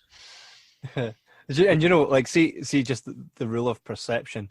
Like, to you, you're protecting your home, but to the mothership, they're like, this sick bastard's just cut up wee Davy, and he's posting him. He's FedEx Davy. Do you know what I mean? I mean, again, perception is a thing, and if they're more advanced than we are. A bag of sugar. Do you know what I mean? And maybe that's why they didn't leave you alone. I mean, was it the first one that you killed? Maybe that did start. Maybe at first they just thought, when they started stroking your arm, they thought that it was still a whorehouse, right? and then you end up battering him with a bat, and he went back and he was sitting at the bar, and he's like, you know what? I'm gonna go down and get that fucker hit me with a bat. So he's waiting at your kitchen, and then you go at him with a sword. No, his buddies are like, that's what you order. You know what I mean? This is a cartoon waiting to happen. Do you know what I mean? It would be really interesting, to hear the alien cast where the guy is like, so you actually went down to, there's a podcast going on in space. You actually went down to him. And this guy, this alien attacked you at his door. It's like, yeah, I was just trying to be friendly. And then he attacked me with a bat. Some kind of alien extraterrestrial Jerry Springer show. Yeah. Where people don't believe him that John Edmonds exists. How cool would that be, right? Back on track. You've got to make light scenarios of yeah. Oh, absolutely. I agree 100%. Did that FedEx pack make it to Michigan? Yes, it did. Yeah, he was amazed because, Dr. Levengood had been the guy who was very involved with cattle mutilations. That was his specialty. And so, all of a sudden he had a ET to work with. And, he'd also asked me for a lot of samples from, as far as like grass and various different soil samples and all sorts of things. And so, it wasn't one package that I sent him. I sent him, quite a few different things. Mm-hmm. Again, this is just from what I remember. I heard you on a previous another podcast a while ago, and I think you said that did Dr. Levengood, did he die suddenly? Yes. And then his wife as well. Is that right? Yep, that's very true. About a year. I mean, there was a good year involved here where he and I were communicating off and on. And, the idea is that he went ahead and he sent out the samples, to various different universities. I mean, big name universities. And of course, he didn't tell them what it was. He just sent it out as an unknown substance, and he asked for them to identify it. And it kept coming back with the same information, and that was that they could not identify what it was, and that it was, something that was capable of having, the qualities of being an animal or being, some kind of organic being, but yet at the same time, it also had the qualities of being a plant. And so, the DNA it didn't add up. And so they were fascinated. Everybody was fascinated.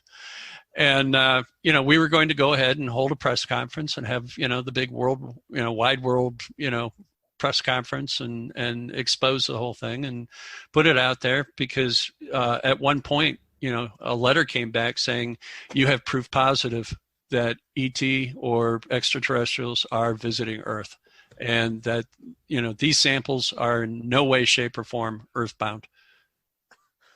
So, okay, so that was, it was confirmed at that point that this is extraterrestrial, what was the word? Origin. Material. And then shortly after that, they found him dead in his lab, and then the next day they found his wife dead in the lab. What did they reckon? What was the cause of death? I don't remember, to tell you the truth. I think it was that it was natural causes or something absurd like that. That was him. The wife was an accidental death, like something really. I can't remember exactly. Like she slipped on a banana peel or something. By the way, wow. This was the exact point I left the first writing of the book in 2012, because You were like, well. This is right around the time Levengood and his wife died, and I said, "Nice knowing you, John. I'm going to stop this book now." So I was waiting for my opportunity to explain that. Thank you. But I can imagine for you it would have been like, well, wait a minute, that's too close. Yeah, this is too close for comfort now. I need to give this a wide. And something that's interesting, I should say here, and that is that, this story is probably, I've always thought, and it's not because it's me saying it, but I think this is like one of the biggest stories in the whole field, and it's like, you've got all these, professional, ufologists that are out there, studying things, and they're on the lecture tour, and nobody wants to get involved with this story. And, maybe it's because of the way the Levengoods ended up, but at the same time, it's like, they don't want to come out and say, well, it's a bunch of, bull, but at the same time, they don't want to get involved and acknowledge it. I mean, here we are in this big disclosure time, right? Where, they're hawking these pictures that, some F-16 or something took, that is absurd. Proof. I mean, oh yeah, that's proof. Well, hell, I got the damn body, I got the DNA, I've got, I got everything. Yeah. Under one roof, and everybody's just like, well, that has to be fucking frustrating. Well, it would be if I really gave a shit. But the thing is, I mean, I'm really at the point where I've been treated so badly for so long that I've gotten to the point I don't much really expect anything better. But really, this is going to be, I mean, none of us live forever. Historically, this is going to be one of those things that people go back. I can just see Columbo, that old TV show, and the guy standing there saying, Jesus, this guy had everything, under one roof, and the whole world ignored it and just acted like it was nothing. Here they are, making a big deal out of a bunch of pictures that came out of an F-16, that shows absolutely nothing. Yeah. And we got everything. One thing that bothers me. There's one thing that bothers me. There you go. Exactly. Just to go back, Bruce brought up the fact that Ghost Adventures did their episode there. How was that experience for you? It was interesting. I mean, I've been around TV a little bit. I don't know that it necessarily proved anything. I thought it was a good episode. It was interesting, but I don't know what to say. It's so hard for me to step out of where I'm at to be able to think that what other people think is important and relative compared to what I know and what I've seen is even, in the same ballpark. It really isn't. The thing is, in the UK, there's a TV series called Most Haunted Live. I don't know do you guys get that over in the States? I haven't seen it. But it's the same kind of idea. It's where these Yvette Fielding and what's the other fella's name? He's dead now. That was Derek Acora, the psychic. Yeah. So basically, they would go to places in Scotland or in England across the UK, and they would find old haunted place, and they would try and make a connection to the people that had died previously. Now, Jordan actually went on one of those episodes and found them to be like talking at their arse. so he wondered, for you, do you think that maybe elements of that show, did they try and hype up something for TV, or were they No. a bang to rights kind of show? No, actually, they were pretty straight about it. But the best part of the show never got put on TV, and that was that according to the still photographer, which was a young lady, Amanda, I think was her name, and she was the still photographer for that show. The following day after they shot, she had left a big bag of camera gear at the ranch. And, they take the owners and they take them off the site, and they put them up in a hotel overnight so that, it's supposed to, I guess, distance them from the experience so that they don't know any more that, what happened than the audience does when they see it on TV the first time. And so Amanda had showed up, and she climbed over my fence, and she came up to the house, and she said, "John, did you find a bag of camera gear?" And I said, "Well, I just got back, from the hotel. Let's look around." Well, we found the bag, and I gave it to her, and she was, ecstatic because there was so much expensive gear in there, and she thought that, maybe it had been lost. And I said, "Listen, I need to ask you a question. What happened when we were gone?" And I said, "Really tell me, because the stuff that they filmed, yeah, it was cool, but it wasn't as intense as anything that we've really seen here." Mm-hmm. And she said, "Well, I'm not supposed to tell you this." And I said, "Well, just between you and me." And she told me, she said, "Well, yeah, something really big happened, because they had a remote setup where they were going ahead and filming inside the house from, a trailer, and they had remote cameras and stuff. Well, apparently a saucer craft or some kind of ET craft, UFO, whatever, showed up right over the top of the house. Sure. And they got it all on film. And it's like, apparently a whole bunch of things happened, but they never released that information. They never even acknowledged it or anything. And that would have been bigger than anything that they filmed inside the house. Why do you think that is? Do you think they were told from elsewhere?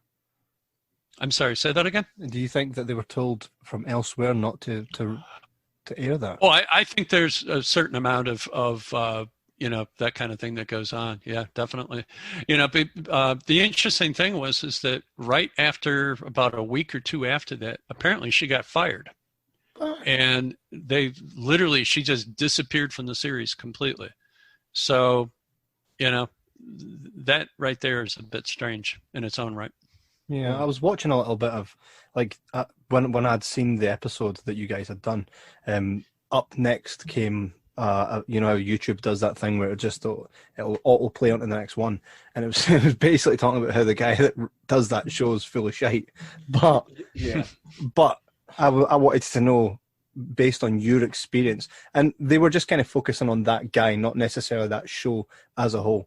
It was more about the guy. I can't remember his name, but it was the guy that heads Zach Bagans. So I just wondered maybe if there was a part of that where they, because in TV, I know it can be like where, you've got this ranch and your story, and then they come along and they're like, right, okay, for TV we're going to try this. And I just wondered maybe if that was the case, because as you say, what we did see on TV, it really wasn't. It didn't really back up anything you said. I think there was something had popped in the background or something as you were. Yeah. Well, and not only that, they did a reenactment of a situation where my wife was attacked in bed by the Greys, and they reenacted the whole thing, and literally, apparently, it was a whole lot more intense than what they actually showed. They actually showed the bruises on her legs and on her, upper body where she was touched or attacked or whatever, molested.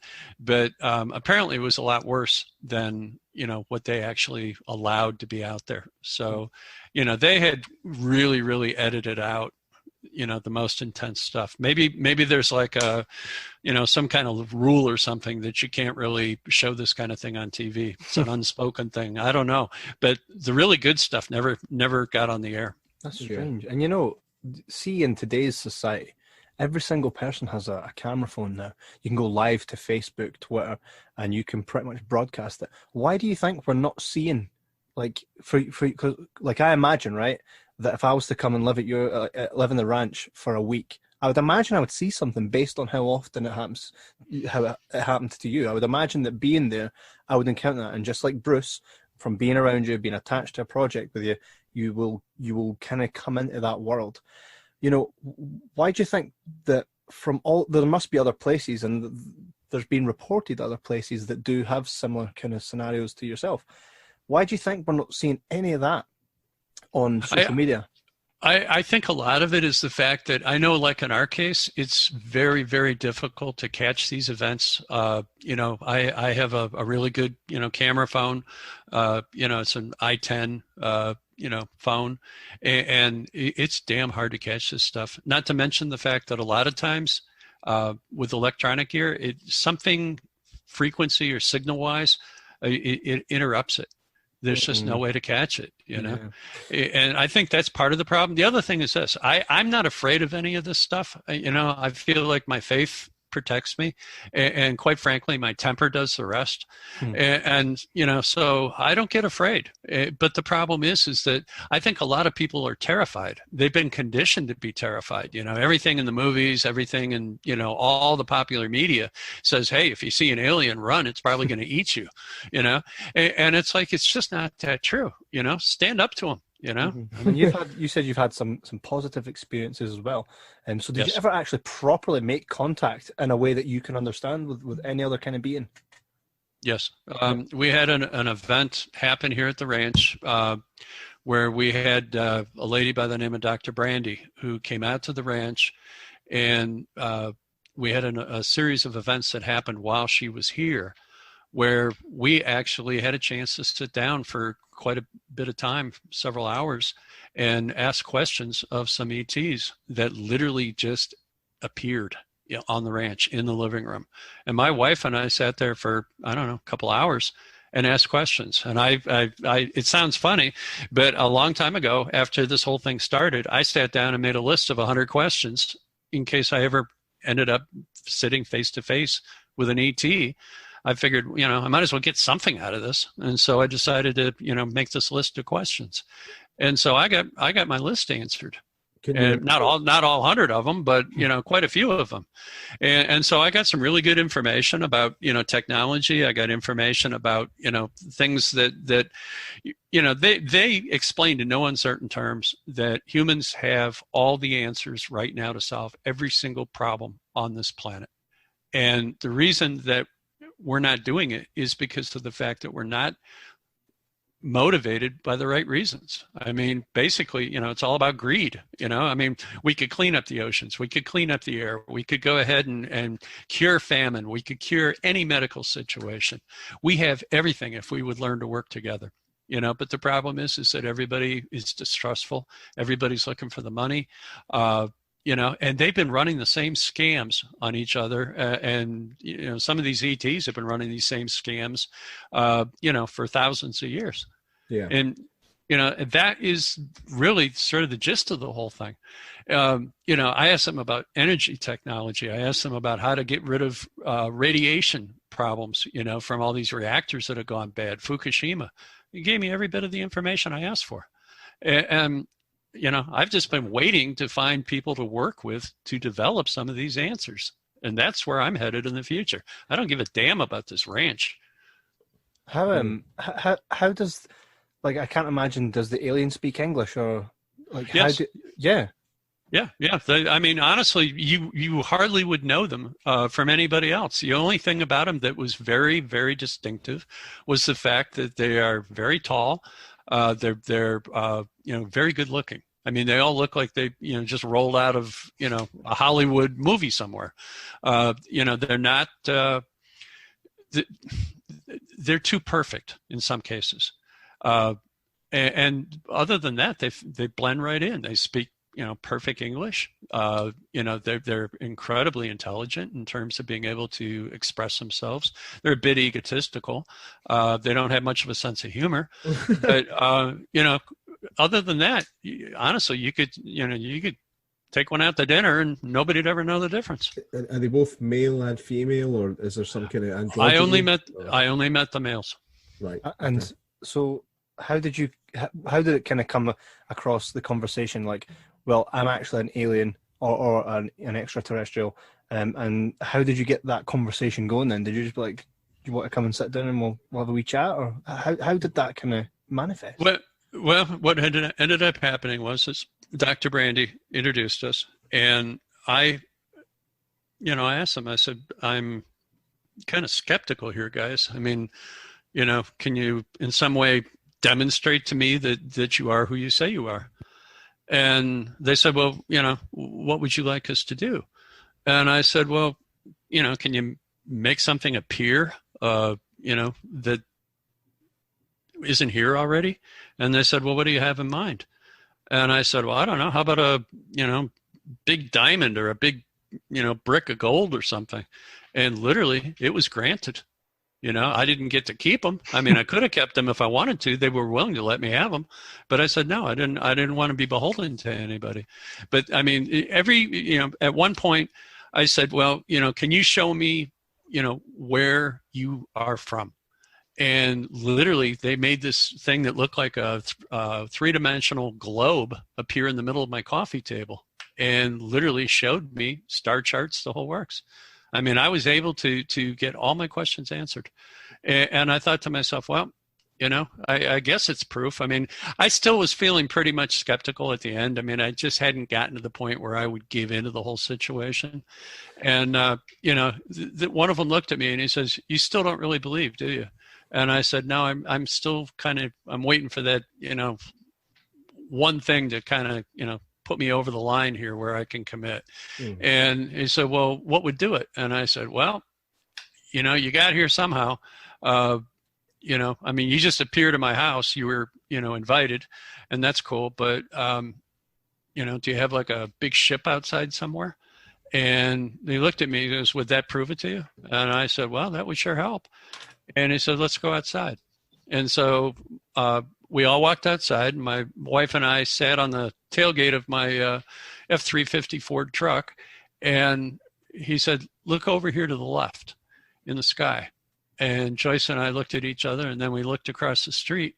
And across the street was this humongous ship. I mean, it looked like it was like the size of a big stadium. And it was literally across the street up in the air. And it was weird because it kind of looked like it came forward out of the clouds and just exposed itself to us. And I was so shocked, and my wife and I were so shocked, looked at each other. I said, well, there's the big honking spaceship. And I said, do you see what I see? And she goes, yeah, I see it.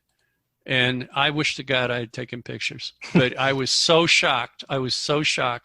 I couldn't think of anything except my mouth was just hanging open, and I know that there were like neighbors and people driving by and they saw it too. I've never been able to confirm that with anybody, but I saw them, so they must have seen it.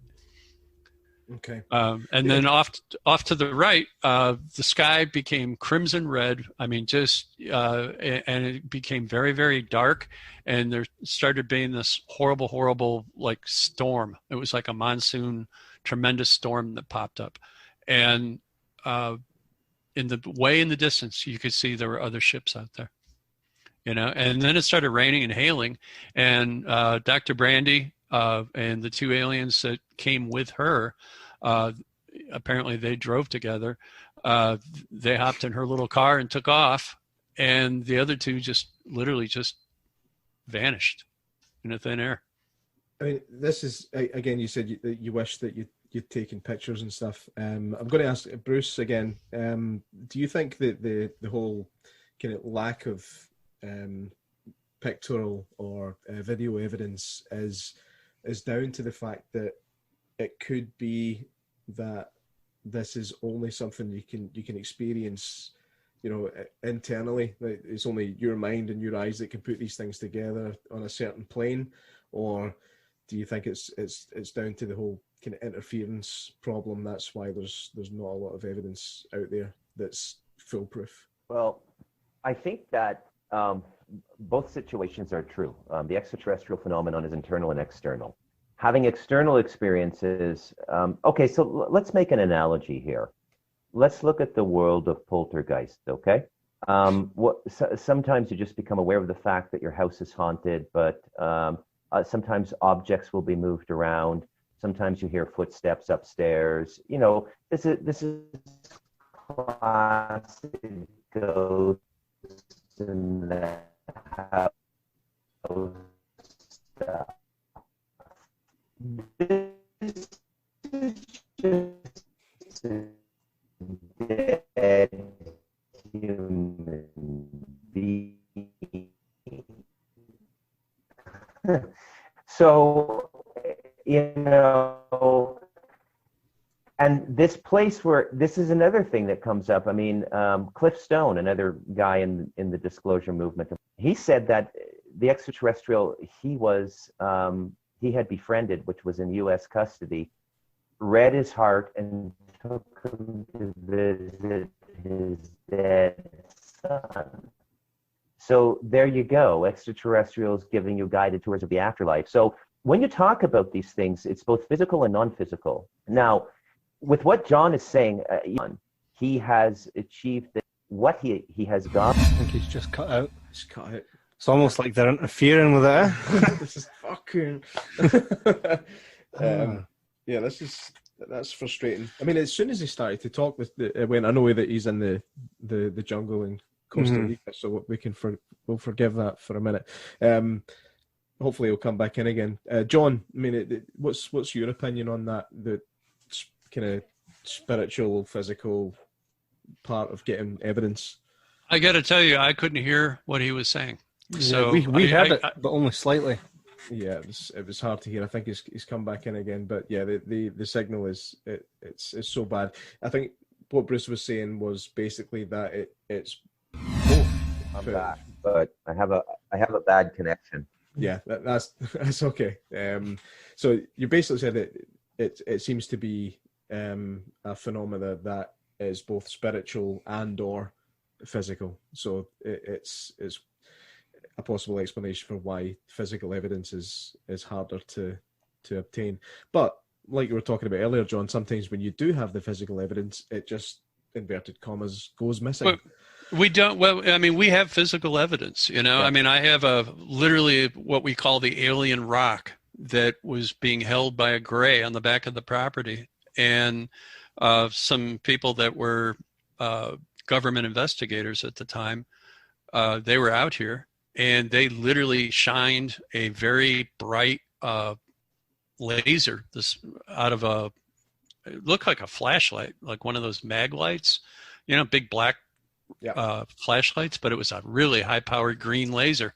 And they hit this thing like almost between the eyes, and it dropped this rock, and it disappeared. And it looked like they were trying to use the rock, or the gray was trying to use the rock almost like a remote control and open a portal, So, I mean, I have that, I have we have a lot of proof. I mean, we have photos in some cases, we have video in some cases, but the thing is this, I've been very, very reluctant to go ahead and release all this stuff. Yeah, you have to be careful, I suppose. Just look at the Phoenix Lights, though, as well. I mean, that was, you can find footage of that on YouTube. You can see it. Phoenix Lights. So you can't, how can you deny that? You know what I mean? That's evidence. They tried to say that was flares or something. Yeah, we've been hearing this forever about, the flares. That's why I went ahead and went to Village Labs and had them analyze it, because they took the actual footage of some flares that were supposed to be the same ones that they used that night with they started saying that the Phoenix lights were flares. And so we went ahead and we compared those two from a chemical point of view using the spectroscopic analysis, and they're not flares. They don't match those flares. Yeah. So we know that what we're seeing is something different, than flares. We don't know exactly what it is, but we know it's not flares. When you said that you had asked, like you had a list of like 100 questions, did you happen to ask them whether the Earth was flat or not? Because I know that's a huge, huge thing that people would love to kind of. Yeah, I already know that's not true, so I wouldn't even dignify that question. Yeah, well, it's good because we got questions from our listeners, and one kind of pertains to that, so that'll be a good one to kind of to get your opinion on that. Yeah, it's absolutely not flat. Yeah. Well, Thank you. I mean, it's quite a surreal. I mean, you've kind of had. I mean, you could make a movie about your life, really, and your experience. I'd like to. I mean, I've had a lot of, I've had a few different individuals step forward and say that, that was possible. But then when I investigated it, the money wasn't there, the deal wasn't there. They were just, good-hearted wannabe people that, wanted to do that. Yeah, that's like. I mean, I'm more than willing to go ahead and do this, but it's got to be a product at the end of it that is worth my time, and it's got to be something that's it's got to be well done. Mm-hmm. And see, the thing that people don't understand in that is I've only begun to release just the very tip of the iceberg as far as the information goes. Mm-hmm. Who could possibly play you, John? Nicolas Cage. It's got to be Nicolas Cage. Oh my God! No. Actually, Joyce and we've had this discussion. Are you guys familiar with Timothy Oliphant? Oh yeah, absolutely. He'd be perfect. He'd be absolutely perfect for it. Yeah, man. He was Kev. He was the baddie in Die Hard 4. You remember him? Yeah, he was not also in He's in Santa Clarita Diet. Yes, exactly. That's what I've been watching. He's Hitman as well. Yeah, he's Hitman. Yeah, that's true. He was also in Dreamcatcher. You could take the story of John Edmonds and mix it up with Hitman. Alien Hitman. Right? I mean, that's what Hollywood does, right? It takes a story and just kind of puts their own twist on it. So he would be perfect for that. Yeah, but we've had a real hard time with trying to approach this whole thing, as far as trying to get it to the point where we could do something with it. There's so many people that, when they look at the evidence and they speak to us and they question us. And, by the way, I mean, we've had people that were, like I said, from various different agencies come in and, I mean, we've done the lie detector tests. We've done everything. Okay. And we've passed with flying colors. I mean, there's never been any official, blowback saying, hey, these guys are full of crap and, they're just out there trying to make money off it. It's all been, everybody has always said at the end of it, they're telling the truth. I mean, it's kind of any kind of story like yourself. It is going to, public perception is going to be your downfall because they're going to be like, wait a minute. So this guy that lives out on a ranch, you're telling me this guy fights off aliens with samurai swords? Straight away. It's one of those things that, like, what you'd imagine a kid to say to someone. But really, if you look at the most craziest things that have ever happened in life, right, surely they all kind of be shite. You would never have believed a lot of things that have actually happened. Mm-hmm. So, can you believe America dropped an atomic bomb on Japan? No, they didn't. They fucking did. And that's it's the most ridiculous things do happen. Mm-hmm. Well, and see, I mean, I gave up a really lucrative practice, in order to try to get the truth out there. I mean, I at this point, I don't really ever see myself going back to being a therapist, and having a regular full-time job doing that because, the name is associated with this story. And that kills my professional credibility. But, the thing is this, I didn't do it because of the fact that I wanted fame or fortune. I did it because of the fact that this was too important not to talk about it. You can't have something like this happen to you and then be sitting on your rocking chair someday when you're old and saying to yourself, wow, I wish I'd gone ahead and, told everybody. I knew I had to come out and put the word out there. Yeah. Have you ever seen, sorry, I was just going to ask Bruce, how does it feel from your point of view to be one of the guys telling this crazy story? I'm really glad I got around to finishing the book. I'm really glad that I kept my word to John. By the way, several writers tried this book and quit halfway through. Really? I'm not the only one. Yeah, I'm not the only one. I think, I'm really glad I wrote it. And what I like about it is it's a book you could hand to anybody who has no experience in the UFO world. And it's like, the alpha and the omega of the whole UFO exopolitics world in one man's story.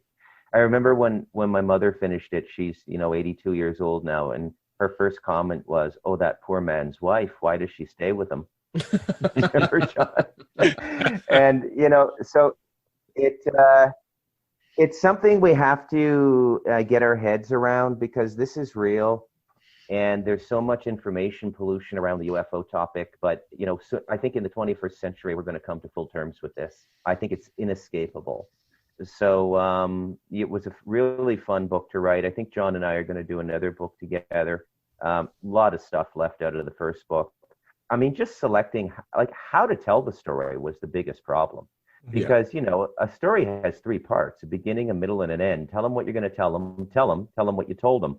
And that's true for a grade 8 essay or a Greek tragedy. It's the same formula for all writing. And you look at John's story and you go, how the hell do I get this into a 3-act structure? So you have to invent new narrative structures to tell these stories. So that was really fun and exciting as a writer. And and it's been really well received. It's doing well on Amazon. John, we have something like 74 reviews up there now. So it's been out about 8 or 9 months. Mm-hmm. So I'm really happy to be a part of it. I'm glad I did it. That's brilliant. We'll make sure to tell our listeners as well to go ahead and to check it out. You should actually put it in an audiobook format as well. I think audiobooks are really the thing right now. People love to listen, especially when they're on the go. Yeah, we're kind of in the process of that. I went out and got the gear to do that, and then we had unfortunately, my wife became very, very ill. She didn't have the COVID, but she had all the symptoms that go with it. Mm-hmm. And so we haven't been able to set up the studio and go ahead and do that yet. But that's something for the future. I mean, if I could find somebody that would do it and we could just, make some kind of an arrangement, I would be willing to do that too. We might know someone. Good. I'd like to get that out there. Absolutely.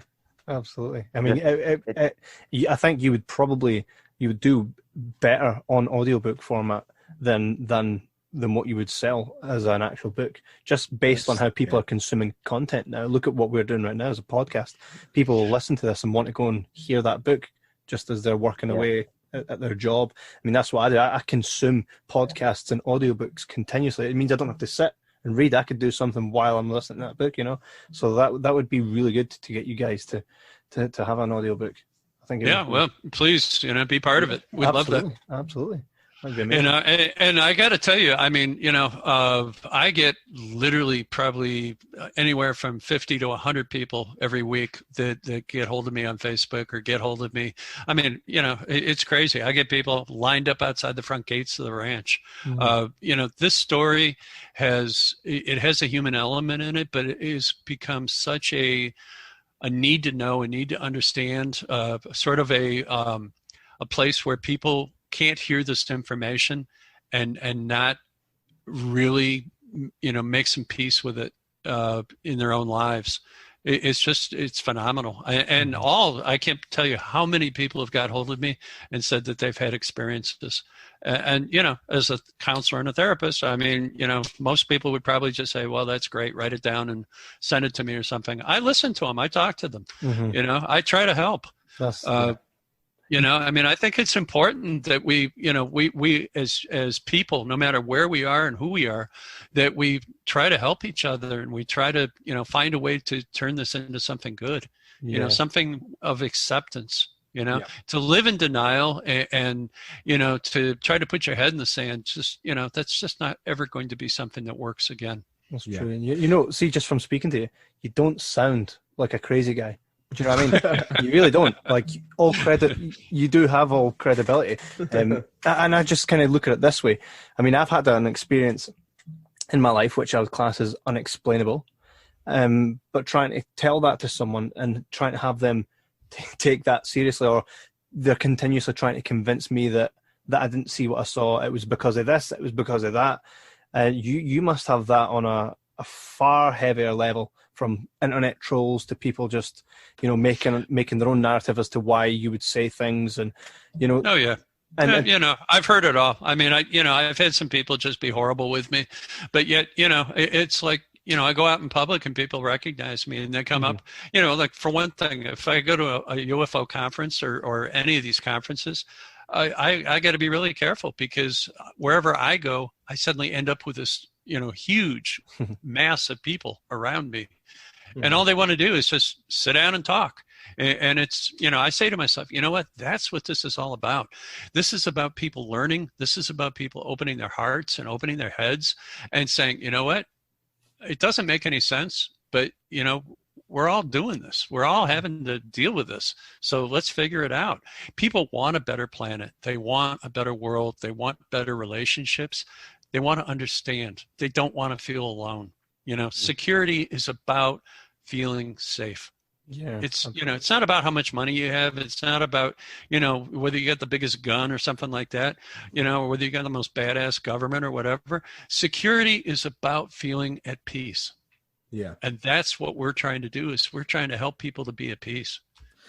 Well, it's a story that's, it's going to go down in history as one of the kind of most weirdest, one of the weirdest and probably one of the most intriguing kind of stories from, like Kevin said, you don't sound like a crazy guy. It's normally when you hear these stories, it's what. You take it with a grain of salt and you go, yeah, right. Yeah, I was sitting in my truck and I saw that in the sky. It's all the same. It's nice to get a different take on it. And, So just to start kind of wrapping things up a little bit. Sorry, I think Bruce is. Oh, no, it was his dog. Was his dog? Yeah. Yeah. Hey, Bruce's dog. Okay. Just to start to kind of wrap it up a bit. When was the last time you experienced something? How recent are we talking? Well, the thing that's interesting is that about, I want to say, let's see, this is August, in about January, end of January, we started seeing other creatures here, and I don't know what to call them. We started seeing something, or I started seeing something that looks, I don't know. I don't know whether to even broach this right now at the end of the show. But we started seeing other types of ET phenomena here. And when that happened, instead of not having a camera or not trying to get some evidence, the first thing I did was pick up a camera and start taking pictures. Okay. And so I have pictures of that other ET species. Can we see him? And the interesting thing about it is that I said, look, if you have any clout, if you have any power, if you're interested in being the race that is here occupying this ranch currently, I wish you would do me a big favor. And that is run off all the rest of these little assholes, because I am so tired of dealing with them. And I'll tell you what, when I did that, it worked. Wow. And so now we're not having so many problems with the Greys anymore. We've got this other group, but they're not hostile. They don't speak. They don't, there's no telepathy or anything else. But the bottom line is that they're not, they're not like the first ones. And they pretty much have just left us alone. They seem to be just kind of, running roughshod over the other groups that were bad here. That's pretty good. Oh, yeah. It's not a bad way to end if it's looking like it's getting on a bit of a more positive. Well, I don't know that it's going to resolve itself, but the thing about it is, at least, I'm not walking around, with a weapon all the time, having to, look around every corner. And I don't go outside looking, praying to God every day that my animals are going to be okay. I feel a little more secure. Yeah. Which is a good thing. That's the important thing. We were talking about that a second ago. So. And I got pictures of it. Well, I really want to see him now. We have some questions from people from social media. Some of them are quite troll-like, but I'll read them anyway, and we can kind of just give them some fuck yous anyway. So one guy, so I'll name every single one of them. So if you said something name stupid, and shame. Excellent. If you said something stupid, it'll be here forever now. So one was from Stephen Elwick Wildish, and he says, do they see us as primitive beings that can't handle the truth about them, and that's why contact has not been fully made with the human race? Well, it's actually not a bad question. That's good, right? Well done, Stephen. I know. Realize something, and that is these ETs, there's quite a few different species, and they're not all land-based, and they have reached out. Okay, great. Mm-hmm. But they reach out individually, okay, in terms of need to know. I mean, they will reach out to individuals for whatever reason that they see the reason to reach out to them, either because they know their heart or they know that they're ready, and that, given that information, it's not just something that, they're going to sit on. They're going to actually try to do something with it.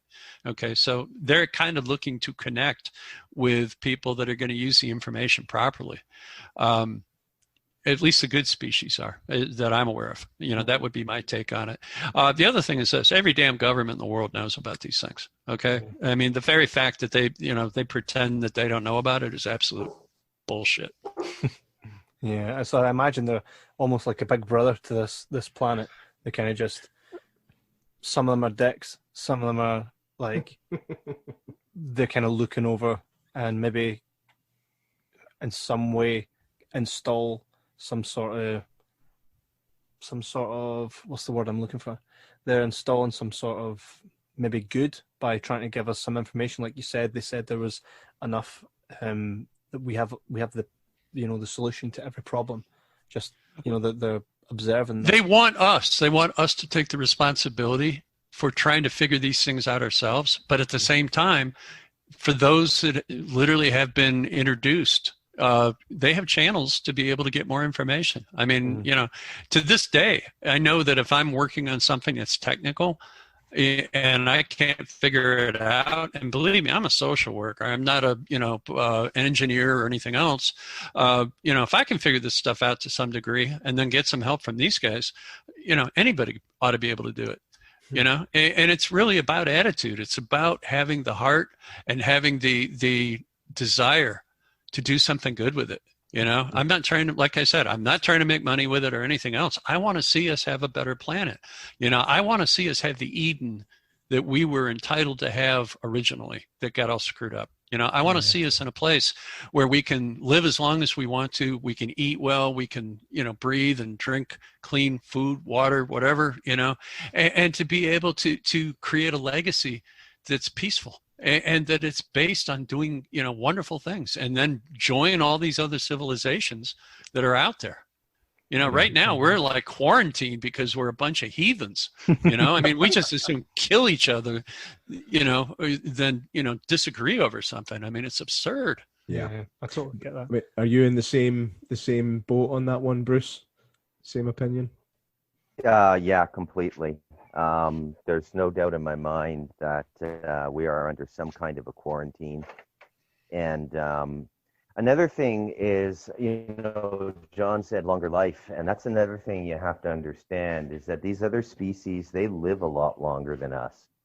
right? So, I mean, a human life is boom, you're born, they throw you into kindergarten.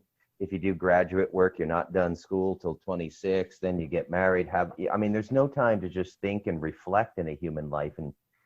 And so there's a lot of things about this species that are extremely limited, but given what we've been given, we're kind of extraordinary, the way we can pass knowledge from generation to generation, and the way we can grow and the way we can build. And so I'm not anti-human at all. I think we're an extraordinary species, and I think the future is good, really good for the human race. That's my feeling. Can't it be any worse in 2020, right? For sure. Yeah. Well, you know, honestly, it's interesting you say that, because I look at 2020 as, you know, everybody's looking around and they're horrified and they're saying to themselves, you know, my God, how can we go? You know, how can we go from here? And I say to myself, you know what? Yeah, this is sort of a really rough patch that we're going through, but this is how we figure out how to deal with rough patches. Okay. I mean, if we weren't in horrible conditions and dealing with absurd situations, we would never have the tools in the future to be able to do this. So, you know, a lot of the growth that we need to go through, it's going to be a rough, you know, patch. Yeah, but that's okay. We'll get through it. One thing that's come out of this for me certainly is I now know all my neighbours, and we didn't know each other before, and it's been great. We've made real friends throughout this, just through the necessity of having to speak to whoever's near you. It's been good on that front. Other than that, it's not been a particularly good year. But yeah, I think it's a good way to look at it. It's a time to kind of reflect and just see, well, this is how we deal with things like this, and this it's a screening process. Yeah, it's a screening process. I mean, you know, the people that can't cope, the people that, you know, are buying all the doom and gloom, you know, a lot of those people aren't going to be around for one reason or another, which means, you know, the further we go down these roads, the more of the survivors that are around are going to be people that are ready to do the hard work. Okay. Yeah. They're the people that roll up their sleeves and they go, you know what, this sucks, but we can do better. Yeah. The next question we have is from Stephen Thompson, and he says, is it magic mushrooms or acid that makes you see this stuff? What is your response to Stephen Thompson?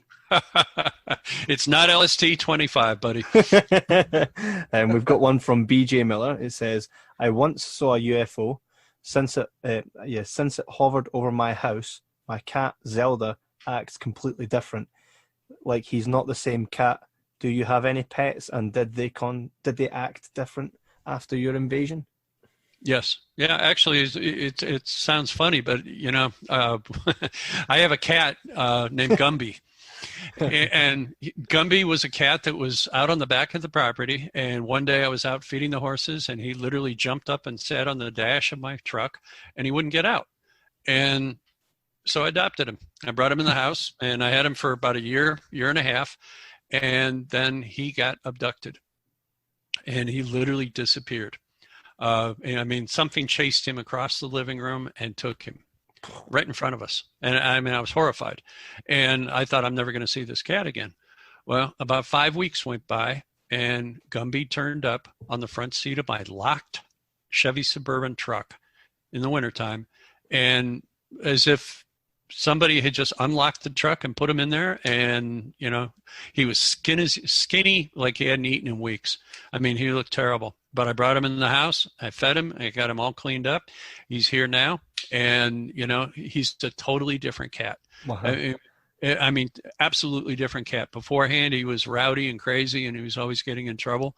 And now he's the most loving, sweet cat. I mean, he literally, he'll jump up on my, you know, leg and put his front paws like right on my chest and try to reach up and hug me. It's just amazing. Mm-hmm. I've never seen a cat that was so loving in my life. I've actually come up with the explanation for that, just as you were saying it. So what actually happened was, Davies fella up in the ship said, "Go down to the whorehouse and get me some pussy."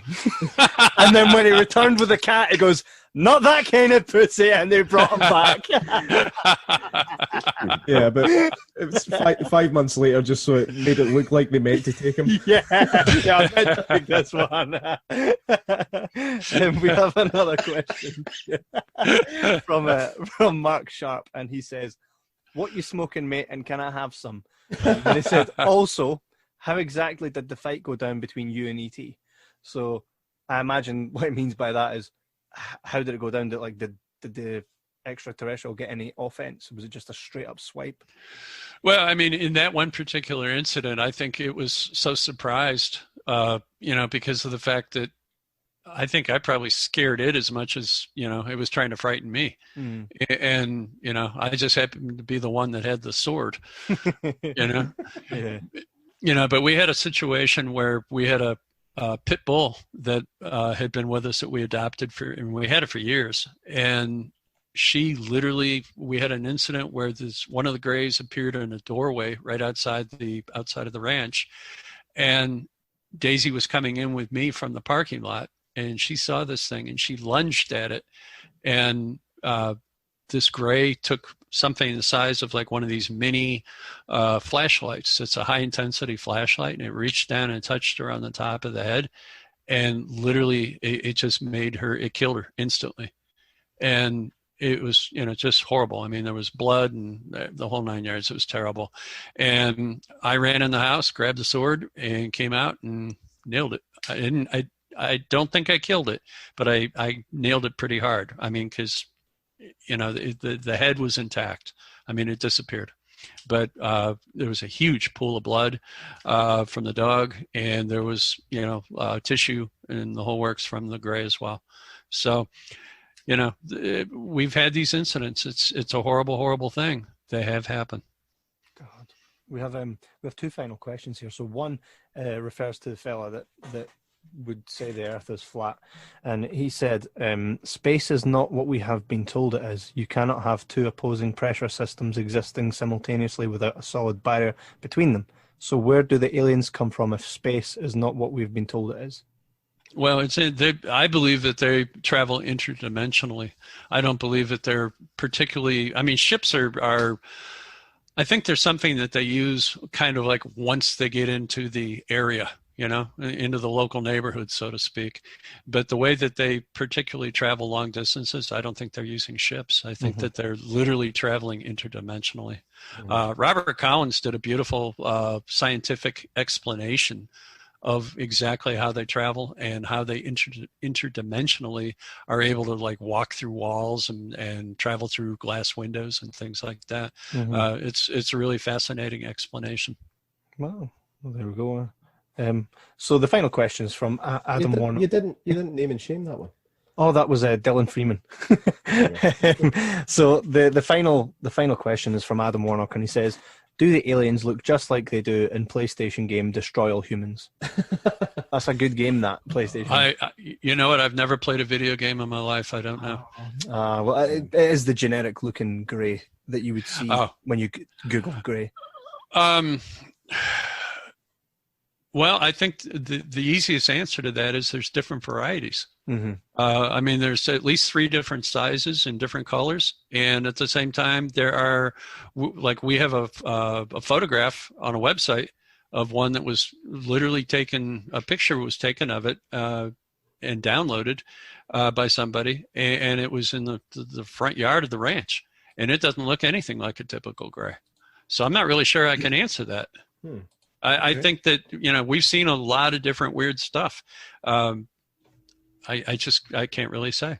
I have seen the ones that look like the typical grays. Those are typically what they look like, but they come in small, medium, and large, and they're not all gray.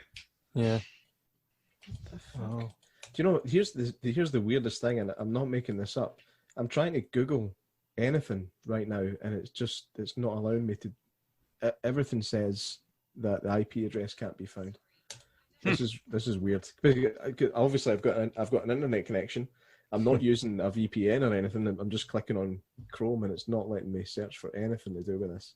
it comes up with the, you know, when you start typing into Google and it starts giving you suggestions about what you might be looking for. I'm getting all of that, but as soon as I click on anything, it's just giving me the finger. So, I don't know what's going on there. There we go. Watch, we'll go to bed tonight and fucking have to take a baseball bat up with us. I don't have baseball bats here, man. This is it's like golf clubs and football boots. A cricket bat. No, not here. This is Scotland, man. We've got our fists and a bottle of iron brew. Fists, whiskey, and shinty sticks.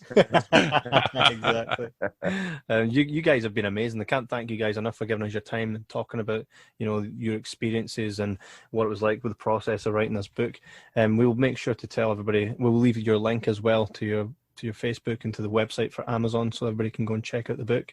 Again, thanks very much for giving us your time. This has been it's been a really amazing experience for us to talk to you about the whole ordeal. Yeah, thank you. I appreciate it. Send us a copy of the show if you would. Yeah, of course, absolutely. No, it goes out on all streaming platforms, but I'll make sure to send you all the link and stuff. That'd be wonderful. Bruce, thank you again. Sorry, your signal's been kind of bad, so you've been dipping in and out a lot. But thanks for giving us your time as well. Yeah, it's been a blast. Absolutely, and we will catch up in the future as well, especially if anything else happens. And when you guys are working on your second book, we'll happily do what we can to promote it over here in the UK for you guys. I appreciate it. Thank you so much. Thank you, guys. Thanks very much. Huge thanks to John and Bruce. That's why I called him Bruce. Because there is a Bruce. Yeah.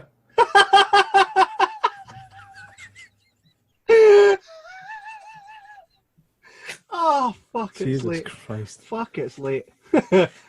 I'm telling you, they are messing with my neurons inside my napper, mate.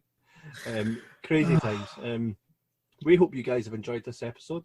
We loved having this conversation with Bruce and with John. Had a great time. Even with you, J-Mac, we had the hell of a banter. We had hell of a banter. Even with me, like it's a completely unknown thing that you actually have a good time talking to me. Thanks for that. It makes me feel good in myself. This was a bonus episode. This was a bonus episode brought to you guys, from us. So, and today's sponsor is me. So next week, make sure to tune into the Jibber Jabber Podcast, because Stephanie Robinson will be talking about her time on High Times, and that's going to be a hell of an episode because she is class. Some good banter on her as well. So make sure you like us, follow us, do all that cool stuff. Make sure you go and like Bruce and John's social media. You can find them also at www.stardustranchbook.com. I think. Might want to look into that one and do that again, Kevin. Just Google Stardust Ranch, go and like them, buy the audiobook when it comes out, and buy the book, and go ahead and make sure to show those guys your support. And also, if you don't believe them, don't be a dick about it. Have a conversation like a grown-ass adult about a guy fighting with some aliens with a samurai sword. Have the conversation. Don't be a dick. That's my wisdom for this week. Yeah, I would totally agree with that. I mean, it's one of the things that we have to do as a civilized society is to discuss things that we disagree about or don't believe people about. That's what makes us civilized. So keep it up. All this just calling people a dick and actually not talking to them about it, it gets nobody anywhere. So shut the fuck up and stop talking to me. And on that note, we'll see you next week. Bye-bye.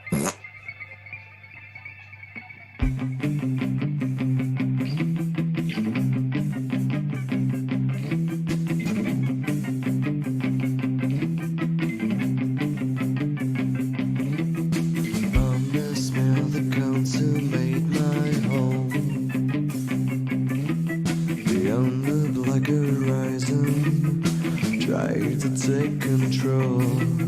See my girl, she shivers in her bone.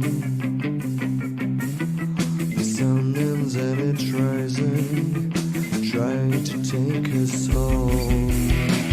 There's a fire between us, so where is your God? There's a fire between us, I can't get over carousel, I can't get